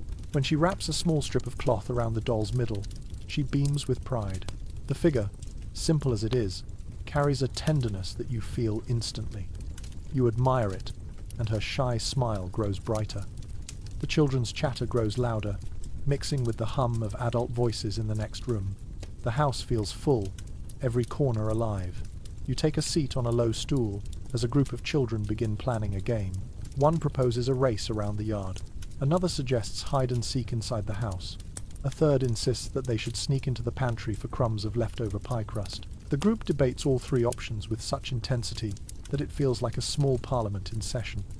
While listening, you recall how researchers studying childhood in early America often highlight the balance between strict discipline and unexpected freedom. Some accounts describe children behaving with almost military order, while others emphasize unrestrained play during holidays. The truth likely varies from family to family, and you see that variety here. At one moment, children move with impeccable manners. At the next, they are climbing onto furniture like tiny adventurers seeking higher ground. You step aside as 2 boys run past you holding a wooden hoop and a stick. They race outside, laughter trailing behind them like a ribbon caught in the wind. Through the window, you see the hoop bouncing across the yard with uneven determination. The boys chasing it with whoops of delight. Their feet kick up small clouds of frost dust, scattering into the fading light. Inside, a toddler toddles past, dragging a knitted blanket. She stops, plops down next to you, and hands you the edge of the blanket, as if inviting you into her tiny world. When you gently tug it, she giggles and tugs back, starting a quiet game that needs no rules. In the far corner, a group of older children gather around a small tin of nuts. One boy cracks a walnut with a stone, proud of his strength. The others cheer as loudly as if he has accomplished a heroic feat. When he breaks the shell cleanly, he pumps his fist triumphantly. The children begin taking turns cracking nuts, each pretending they have discovered some long-lost ancient technique for conquering hard shells. The fire in the hearth pops suddenly, sending a small spark upward. The children gasp dramatically, then burst into delighted laughter. A girl announces that the spark is a sign that the feast will be especially good this year. A younger boy repeats her statement as if it were prophecy, his voice full of awe. As the room fills with warmth and sound, you sense how important these little moments are. Children in this era do not have screens, toys with batteries, or shelves stuffed with manufactured entertainment. Their joy comes from each other, from imagination, from the simple satisfaction of inventing a world with rules known only to them. A boy approaches holding a feather he found outside. He waves it through the air, pretending it is a quill. He scribbles invisible lines on his arm, then pretends to sign a royal decree granting permission for extra pie tonight. The children erupt in excited whispers, taking the imaginary decree far more seriously than you expected. A girl beside him decides to create her own decree, declaring that anyone wearing mismatched socks will be appointed official helper of the feast. Instantly, half the room pulls up their pant legs to display socks that do not match in colour, size, or pattern. Children shout, pointing at each other's legs, thrilled with this spontaneous discovery of authority. As you watch, you feel a softness bloom in your chest. These moments, full of joy and innocence, form some of the most cherished corners of memory. Children are often the heart of holiday traditions, shaping the day with their laughter and curious spirits. The sky outside deepens into dusk, and the window glows with the reflection of the fire's warm light. A woman calls gently from the kitchen, inviting everyone to wash their hands before the meal. Groans echo from the children, but they obey with dramatic reluctance, dragging their feet as though asked to undertake a great burden. Yet even in their complaints, they smile, and as they line up, one by one, you realize that their playful energy is about to blend seamlessly into the deeper warmth of the gathering. You follow them toward the basin, feeling the shift as the lively chaos of play begins to settle into the quiet anticipation of the feast. You follow the stream of children toward the wash basin, but before you reach it, you notice a quieter, steadier rhythm unfolding in the background. The house feels comfortably chaotic in the front rooms, yet behind the scenes, another world has been working without pause. You turn your attention toward it, drawn by the soft scrape of a kettle being lifted, the hush of footsteps, and the gentle murmur of voices speaking low enough not to disrupt the family gathering. This is the realm of the people whose work often goes unseen, though the entire holiday rests upon their steady hands. You step into a side hallway and feel the temperature shift slightly. It is still warm, but the heat does not pool here the way it does near the hearth. A young maid passes you, balancing a stack of folded cloths with impressive precision. The fabric rests against her chest, and she adjusts her grip without breaking stride. Her shoes make soft taps on the wooden floor, each step measured, efficient, almost musical. A detail frequently noted in domestic manuals from the 19th century surfaces in your thoughts. Many households, especially those with moderate means, relied on hired help to manage the heavier or more repetitive work of holiday preparation. These workers were often young women from nearby farms or towns, saving money for their future or helping support their families. Their days began before sunrise and ended long after the dishes were washed. You catch sight of one such young woman now, bent over a wooden bucket filled with warm water. She scrubs a pot with rhythmic motions, humming softly as she works. The pot's darkened metal reflects the flickering candle nearby. Her hands move confidently, as though the pot and her grip share a long-standing understanding. She lifts it, inspects it, then returns to scrubbing with the satisfaction of someone who knows exactly what she is doing and why it matters. From another room comes the faint thud of firewood being stacked. A hired boy enters carrying an armful of logs that reach almost to his chin. He staggers slightly under the weight but manages to keep everything balanced. When he drops the logs beside the hearth, the sound echoes deeply through the walls. He rubs his aching forearms and glances around, making sure he placed the wood exactly where it should be. A quiet, easily overlooked detail from old diaries enters your mind. In many homes, servants and hired workers often ate earlier than the family on holidays, catching brief moments of rest before returning to their duties. Their meal was simpler, their break short, but there was often camaraderie in that small window of shared food and shared relief. As you move closer to the kitchen, you glimpse a small plate resting on a side shelf. Half a biscuit, A few slices of apple, a modest portion of stew. Someone has paused mid-meal, called back to the next task. You wander toward a narrow doorway that leads to the pantry. Inside, shelves are lined from floor to ceiling, with jars, crocks, and carefully wrapped bundles. You hear someone sorting them, checking which items will be needed during the feast, and which can be returned to storage. Their movements are quick and quiet, every sound softened by the thick walls. A hand reaches up to straighten a jar of pickles, then moves to seal a crock of salted meat with a firm push. While you stand there, another kind of thought arises, one often mentioned by scholars examining the social structures of this era. Researchers continue to discuss the complex relationships between families and their hired help. Some accounts describe warm, almost familial bonds forged over years of shared life. Others point out clear divisions, marked by status and expectation. The truth, as always, depends on the people involved, the household culture, and the unspoken rules that drift through rooms like these. A quiet shuffle behind you draws your attention. A young woman enters the pantry carrying a woven basket. She sets it down and begins to sort through its contents, separating items that need to be warmed, items that need to be served cold, and items that will be sent out to neighbors later in the evening. Her focus is intense, her motions graceful. She pauses only once, brushing a loose curl of hair from her forehead with the back of her hand. You notice how she moves, not rushed, not sluggish, but steady. Steadiness is her craft. This holiday relies on it. She glances at the narrow window and smiles faintly at the view of dusk settling outside. Perhaps she is allowing herself a moment of quiet appreciation before the next wave of tasks begins. In the adjoining hallway, a servant boy kneels to wipe up a trail of muddy footprints. He works with brisk efficiency, scrubbing in small circles until the wood gleams again. When he finishes, he sits back on his heels for a moment, resting. His breath forms a small puff in the cooler air of the hallway. Then, hearing a voice call his name, he rises quickly and returns to work without complaint. You walk deeper into the service areas of the house, where the sounds of activity blend together like a gentle background symphony. Someone stirs a pot of broth at the secondary hearth. Another person folds fresh napkins laid out to dry near the warm bricks. A kettle whistles faintly, announcing it is ready to be poured. You watch arms, hands, shoulders, and backs moving in harmony, each person fitting seamlessly into the flow. A young woman approaches, carrying a tray of utensils. She pauses briefly to adjust a spoon that keeps sliding out of place. When she sees you, she gives a polite nod and continues toward the dining room. The tray rattles softly, the metal tapping like tiny bells. You take a moment to stand still, letting the quiet, heroic nature of this work settle into your awareness.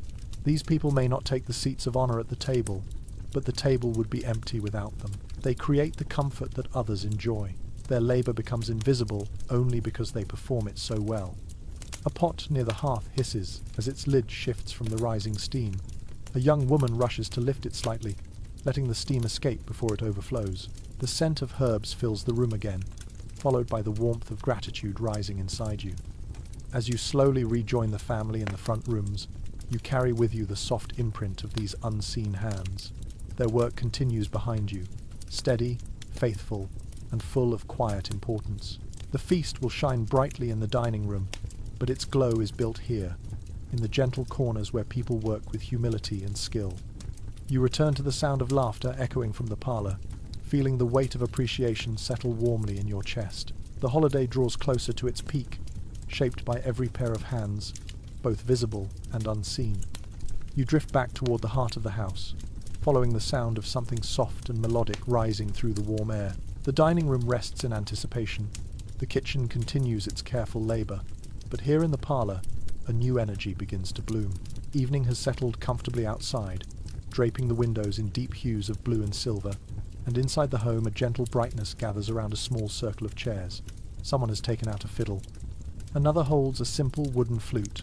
A third person taps a foot along the floor in quiet rhythm, as if preparing for the night's soft celebration. The fiddle player raises the instrument to her chin. The polished wood gleams in the candlelight, warm and amber-toned. When she draws the bow across the strings, the first notes rise like a sigh of relief after a long day's work. The melody is slow at first, sweet and searching, drifting through the room with the ease of smoke curling upward from a fire. A detail often mentioned in household journals comes to mind as you settle into a nearby seat. Music played a central role in evening gatherings during the early 1800s. Families did not always possess instruments, but when they did, the holiday's calm hours often revolved around them. A fiddle could fill a room with warmth, almost equal to that of the hearth. The tune grows livelier. It dances gently across the floorboards. People smile and lean closer, as though letting the music wrap around them. A man begins tapping the heel of his hand on the arm of a chair, quietly marking the beat. A child sways in place, eyes half closed, lulled by the rhythm. Across the room, a woman begins plucking a small lap harp. Its strings release soft, crystalline tones that weave through the fiddle's melody like fine threads of silver. The harmony settles lightly on your shoulders, soothing and bright at once. You feel yourself sinking into the sound, letting it smooth the edges of the day. A small piece of modest folklore flutters into your thoughts. In some communities, it was believed that playing music on Thanksgiving evening ensured a peaceful winter. Whether or not anyone fully trusted the idea, families often played anyway, embracing the comfort that sound could offer after a marathon of holiday labor. You sense that same comfort here. Every note seems infused with the warmth the day has been building toward. Between tunes, gentle conversation flows. Someone shares a brief story about learning to play the fiddle from a grandfather who always insisted that music sounded better by firelight. Another recalls a neighbor who could coax a tune from a simple tin whistle, turning even the quietest nights into small celebrations. Laughter rises softly, like bubbles drifting upward from a resting pot. The room darkens just slightly as someone dims one of the lamps. The softer light makes the music feel rounder, deeper, as though it now fills not just the room but the spaces between heartbeats. You watch the fiddle player's fingers dance along the strings, nimble and sure. Each gesture carries years of practice, muscle memory shaped by countless evenings, just like this one. While listening, you feel the faint whisper of an academic question that often appears in discussions of early American leisure. Researchers continue to explore how music influenced family identity in the 19th century. Some believe it helped unify households during difficult seasons. Others see it as a way for communities to retain cultural roots brought from distant homelands. The answer, you sense, lies somewhere in the harmonious overlap of both ideas. A young boy steps forward with a small drum tucked under his arm. He asks shyly if he may join. The musicians smile and nod. He taps the drum lightly at first, then a little more confidently as the tune picks up again. His rhythm is imperfect, but enthusiastic. The room seems to breathe with him, adjusting easily to his youthful tempo. Later, a girl begins to sing. Her voice is clear and soft, rising just above the instruments. The lyrics tell of a long journey through forests and fields, of homecoming, of warm fires waiting at dusk. Her high notes drift like feathers, and the lower ones settle into the glow of the room. You feel chills rise gently along your arms, not from cold, but from the quiet beauty of the sound. The melody shifts into something slightly faster, playful and bright. A few adults take each other's hands and sway where they sit. Some tap their shoes against the floor. Even the children join in, stepping lightly in small circles, as if performing a dance half remembered from last year's celebration. A kettle on the small stove near the corner lets out a soft hiss, and someone pours warm cider into wooden cups. The sweetness of apples and cinnamon fills the air, blending with the music and firelight. You accept a cup, feeling the heat seep into your hands as you sip. The flavor blooms on your tongue, deep and mellow, carrying hints of orchards and autumn breezes. The music softens again. The fiddle slips into a slow, lingering tune that seems to twirl in place, like the last leaf, clinging to a branch, before winter pulls it free. The lap harp answers with delicate notes. The drum falls silent. People rest quietly, listening to the way the sound moves through the air like a gentle whisper. The child curls up on her mother's lap, eyes growing heavy. Her mother strokes her hair in slow, easy motions. The fire pops softly, warming the room with each gentle breath of flame. You watch the flickering glow paint gold across the musicians' faces. Someone picks up a small flute and plays a simple descending line, like a sigh at the end of a long sentence. The music seems to settle into the walls, the floor, even your clothes. It becomes part of the air, part of the moment. For a moment, no one speaks. The silence feels comfortable, like an extra quilt laid across the room. The music has drawn everyone together, smoothing the transitions between tasks and celebration, labor and rest. As the last notes fade, the musicians smile modestly at the warm appreciation around them. No applause, just sincere nods and contented sighs. This is not a performance. It is a shared breath, a woven moment of togetherness shaped by sound, warmth, and the easy closeness of a holiday evening. You rise slowly, letting the final echoes cling gently to your senses. The night deepens outside. The hearth glows gently inside. And the story of this day continues to unfold in warm, comforting layers, guided by music that lingers long after the instruments fall quiet. You ease away from the circle of musicians and wander toward the hearth, drawn by the quiet murmur of voices coming from a group gathered near the glowing embers. The fire has softened to a mellow orange, sending out gentle heat that caresses your face. Chairs have been pulled close, forming an intimate ring around the warm center, and you sense that this part of the evening carries a different energy. Not lively like the music, not bustling like the kitchen, but hushed, reflective, and threaded with the magic of shared stories. As you step closer, the soft creak of the floorboards announces your arrival. A few faces turn and smile in welcome. Someone gestures for you to join them, offering a seat on a low-cushioned stool close to the hearth. You sit, feeling the warmth envelop your legs, as the gentle crackling of the fire punctuates the air like tiny sparks of memory. A detail often noted in rural memories comes quietly to mind. Evenings around the hearth were cherished opportunities for families to tell stories, pass down family histories, and share small, treasured bits of lore. For many households, these stories formed a thread that tied generations together. On Thanksgiving, that thread glowed even brighter. The oldest member of the household sits back in his chair, hands folded comfortably across his lap. His voice carries the steady timbre of someone who has weathered many winters.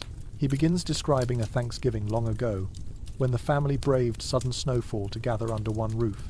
His story unfolds slowly, with gentle humor woven into the details. The children listen raptly, their eyes reflecting firelight. A young girl rests her chin on her hands, leaning closer as he describes how a runaway goose nearly derailed the meal that year. The laughter that follows is soft but genuine. The embers brighten, as if approving the moment. As you observe, a charming and lesser-known custom drifts into your thoughts. Some families believed that telling a particularly amusing story on Thanksgiving guaranteed that the next harvest season would be abundant. Others preferred sharing tales of perseverance and gratitude, hoping to inspire a sense of resilience for the coming winter. Whether rooted in superstition or simple tradition, these storytelling habits added a cozy charm to the holiday. A woman takes her turn next, sharing a memory of a Thanksgiving feast, interrupted by an adventurous raccoon slipping through the open door.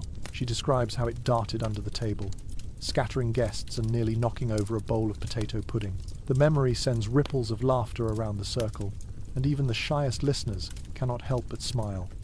While these light-hearted stories flow, you sense another question resting beneath them, one that researchers often explore when studying 19th century households. How much of this storytelling served as entertainment, and how much functioned as a way to preserve family and community identity?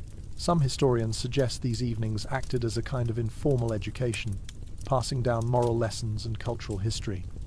Others argue that people simply enjoyed the comfort of familiar voices during cold nights. You listen to the tales, knowing that both possibilities may be true at once.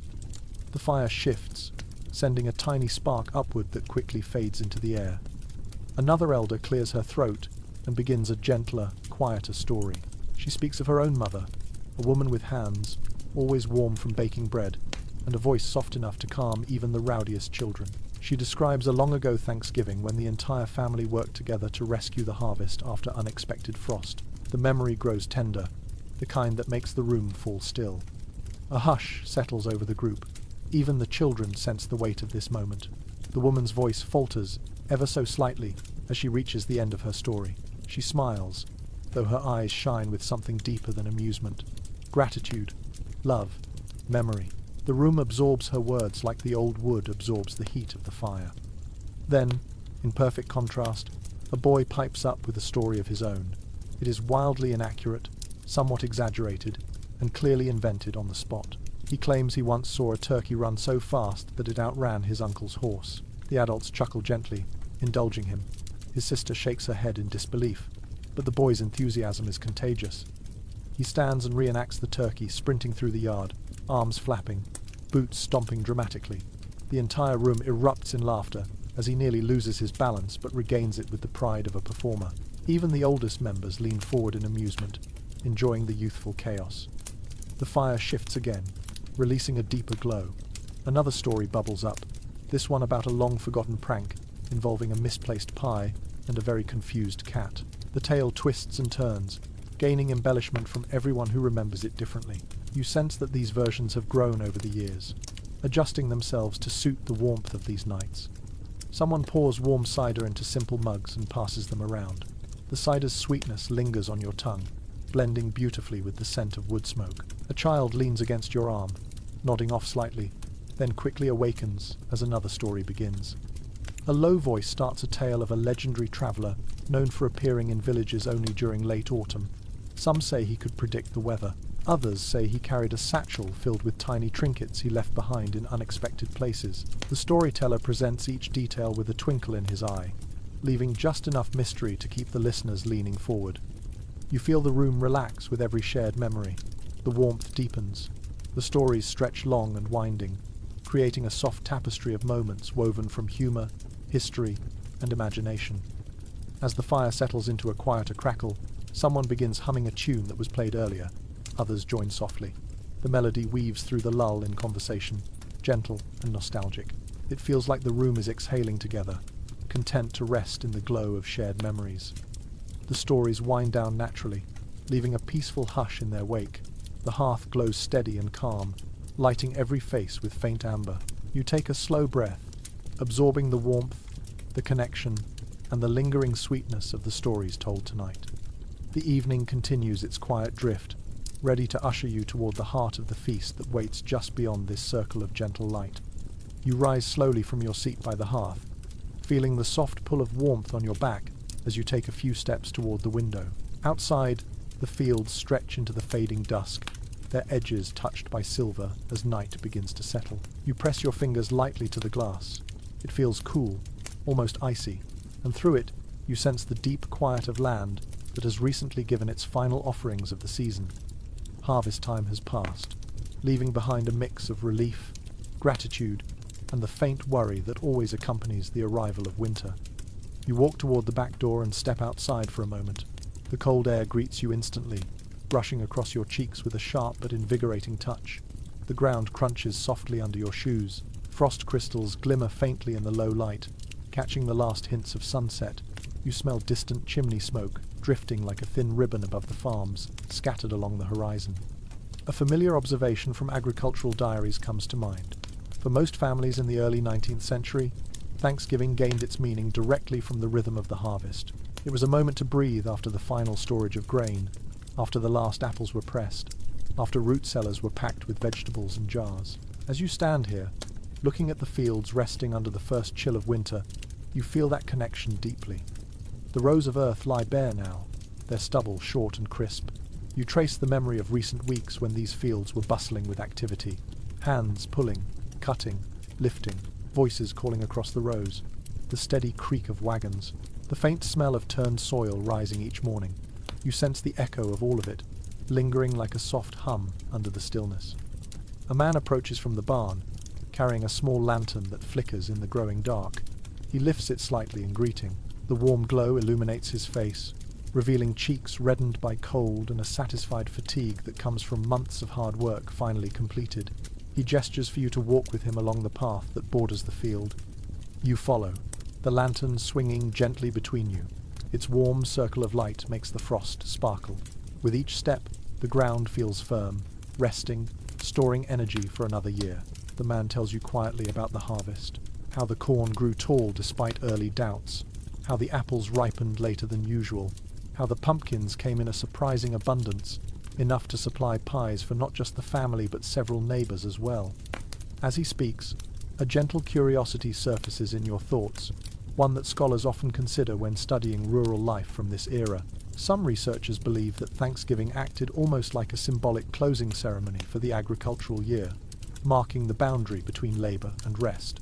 Others view it as a more flexible custom, shaped by family habits rather than seasonal necessity.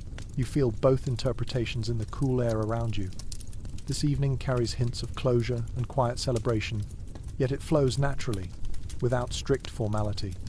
The man pauses at the fence and rests one arm upon the wooden rail. The wood feels cold beneath your fingertips. He points toward the dark shape of the orchard in the distance. Rows of bare branches stand like thin silhouettes, reaching upward. He explains how the family spent long days picking apples, sorting them carefully, and storing them for the winter. The memory warms his voice. He tells you about a moment earlier in the season when unexpected rain nearly threatened the crop. For days, the family worked under sheets of grey sky, determined not to let the weather claim their hard-earned labour. You imagine the mud clinging to their boots, the cold biting at their fingers, the satisfaction of knowing they saved nearly every apple. The lantern glows brighter as he speaks, casting dancing reflections across the frost. You walk onward until you reach the small barn. Inside, the air smells of hay, leather, and the soft musk of animals settling for the night. The lantern's light reveals neatly stacked bundles of dried corn, tied with twine in tidy rows. The golden husks rustle faintly as a draft slips through the wooden boards. A young girl sits on an overturned bucket, brushing the soft coat of a patient sheep. Her strokes are slow and soothing. When she looks up, her eyes reflect a peace that only quiet evening farm work can bring.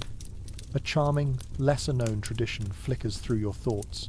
Some families made small corn husk decorations after the harvest, tying bundles into little wreaths or figures as symbols of good fortune.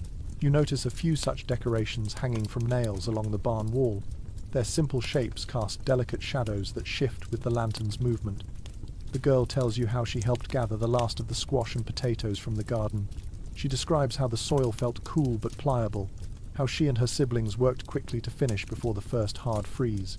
Her small hands mimic the motions as she speaks, brushing imaginary soil away. Her voice carries pride woven with innocence. As she continues brushing the sheep, a soft bleat echoes through the barn. The sound blends with the distant whisper of wind outside and the muted creaking of the barn beams. You lean against a wooden post, letting the peacefulness settle into your bones. The warmth of the lantern, the cold of the night, and the memory of the harvest all mingle in the air, creating a balance that feels ancient and steady. The man sets the lantern on a low stall door and checks the water bucket. The sheep shifts slightly, nudging his arm. He laughs quietly and scratches its head. Moments like this, small but steady, shape the life of families who depend on the land. These tasks never stop, even on holidays, but they carry a sense of gratitude rather than burden. You step back outside and look across the wide spread of fields once more. Darkness now covers the land, but you can still sense its quiet heartbeat. The harvest is behind you. The earth rests. Families gather. The holiday grows warmer inside every home, precisely because the land outside lies cold and still. As you walk toward the house, you feel the faint crunch of frost under your feet again. Your breath forms silver clouds. The glow of the windows pulls you closer, promising warmth, food, and voices. You take one last look at the fields. They wait in silence, but the memory of the season lingers gently in the air, shaping the gratitude that fills the night. You step inside. The warmth greets you instantly, and the feast waits, growing closer with every passing moment. You close the door against the cold evening air, letting the warmth of the house settle around your shoulders once more. But before long, you hear the distant sound of wagon wheels crunching over the frosty ground, followed by the slow clop of hooves.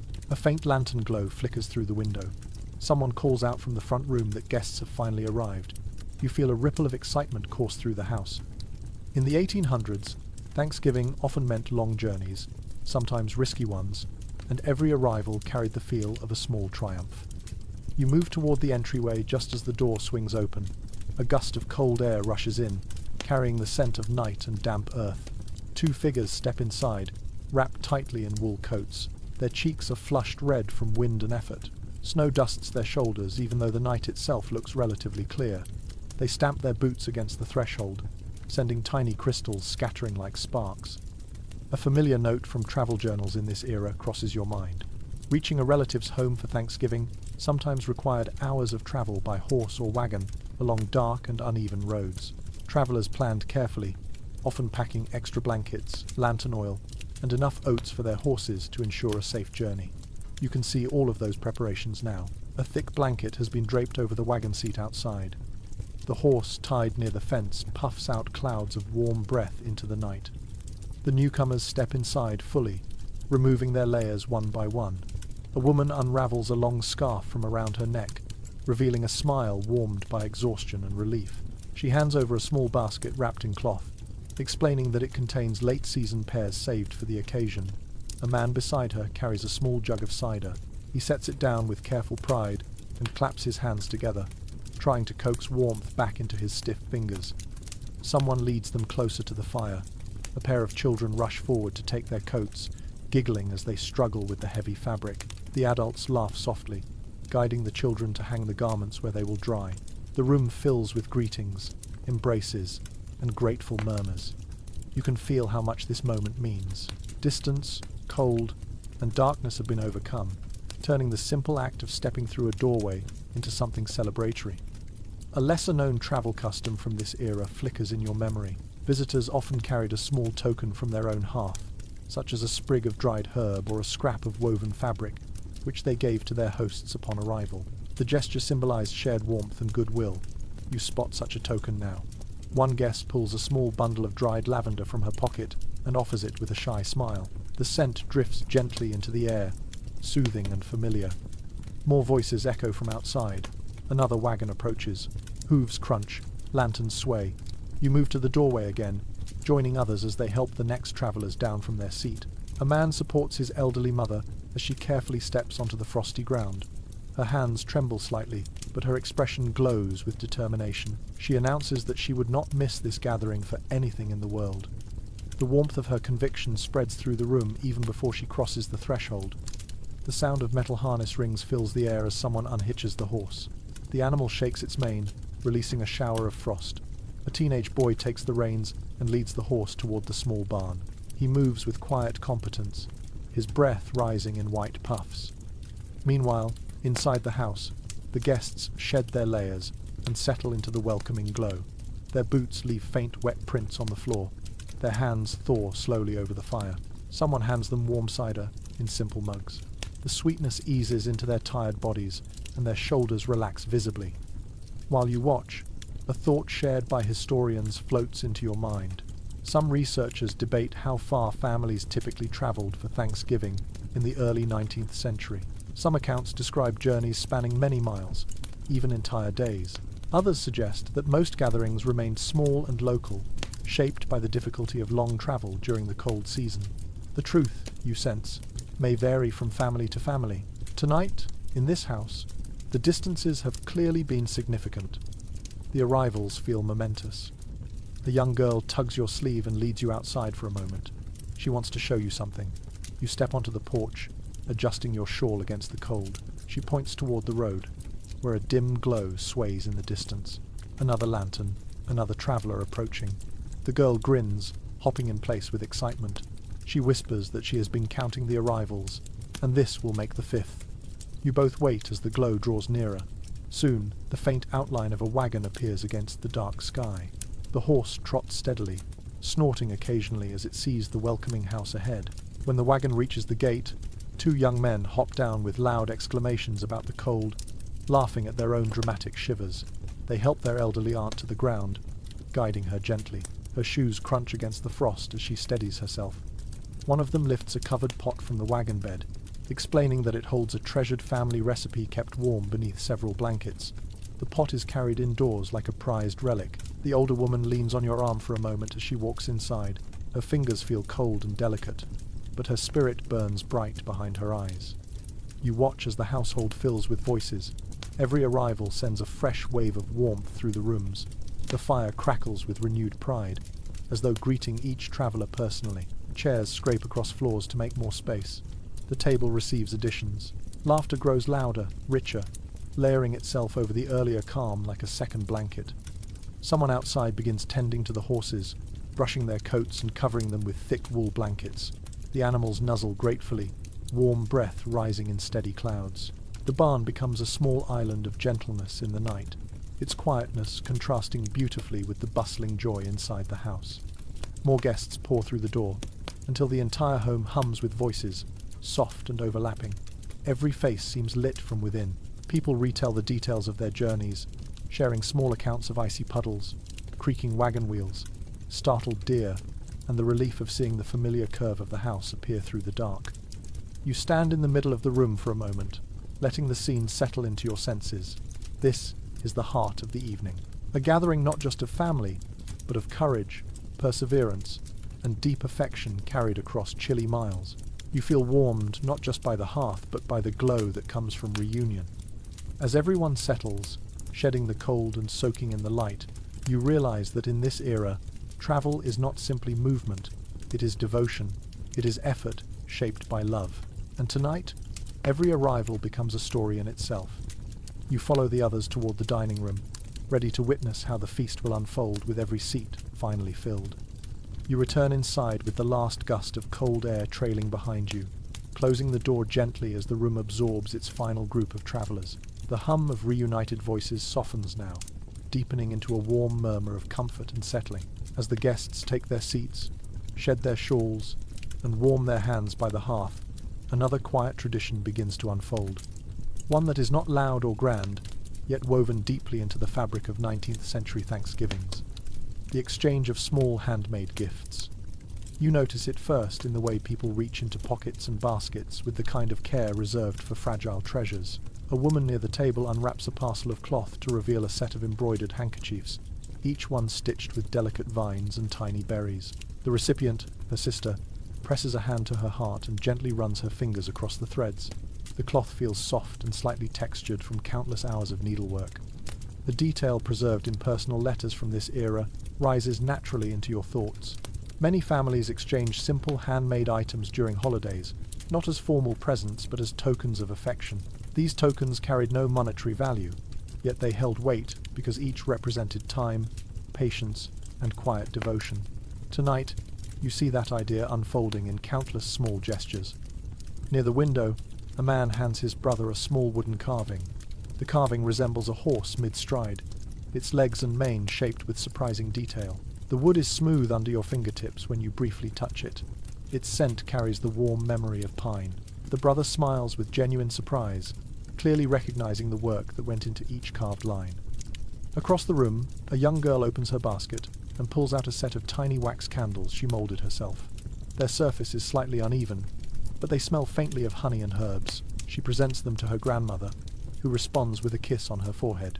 The child beams with pride, clutching the empty basket against her chest. While observing these quiet exchanges, a small detail from rural folklore reaches your awareness. Some households believed that a handcrafted item given on Thanksgiving carried with it a blessing for the coming winter. Whether a knitted mitten, a carved trinket, or a simple scrap of embroidery, the belief held that the object would bring warmth or good luck to its new owner. You see a hint of that belief in the way people receive these gifts, touching them gently as though holding something more than simple material. A young woman sits near the parlor table, unraveling a tiny package tied with twine. Inside lies a small book of folded pages, bound by hand. The ink on the cover is slightly faded, but the lettering remains clear. It is a collection of short verses copied by her younger cousin. She reads a few lines silently, then holds the book close to her chest with gratitude glowing in her eyes. As you continue observing, another thought comes quietly, one that researchers sometimes discuss when examining household crafts from the early 19th century. Scholars note how handmade gifts served as markers of connection at a time when luxury goods were scarce and travel was difficult. Some emphasize their practical value, while others highlight their emotional significance.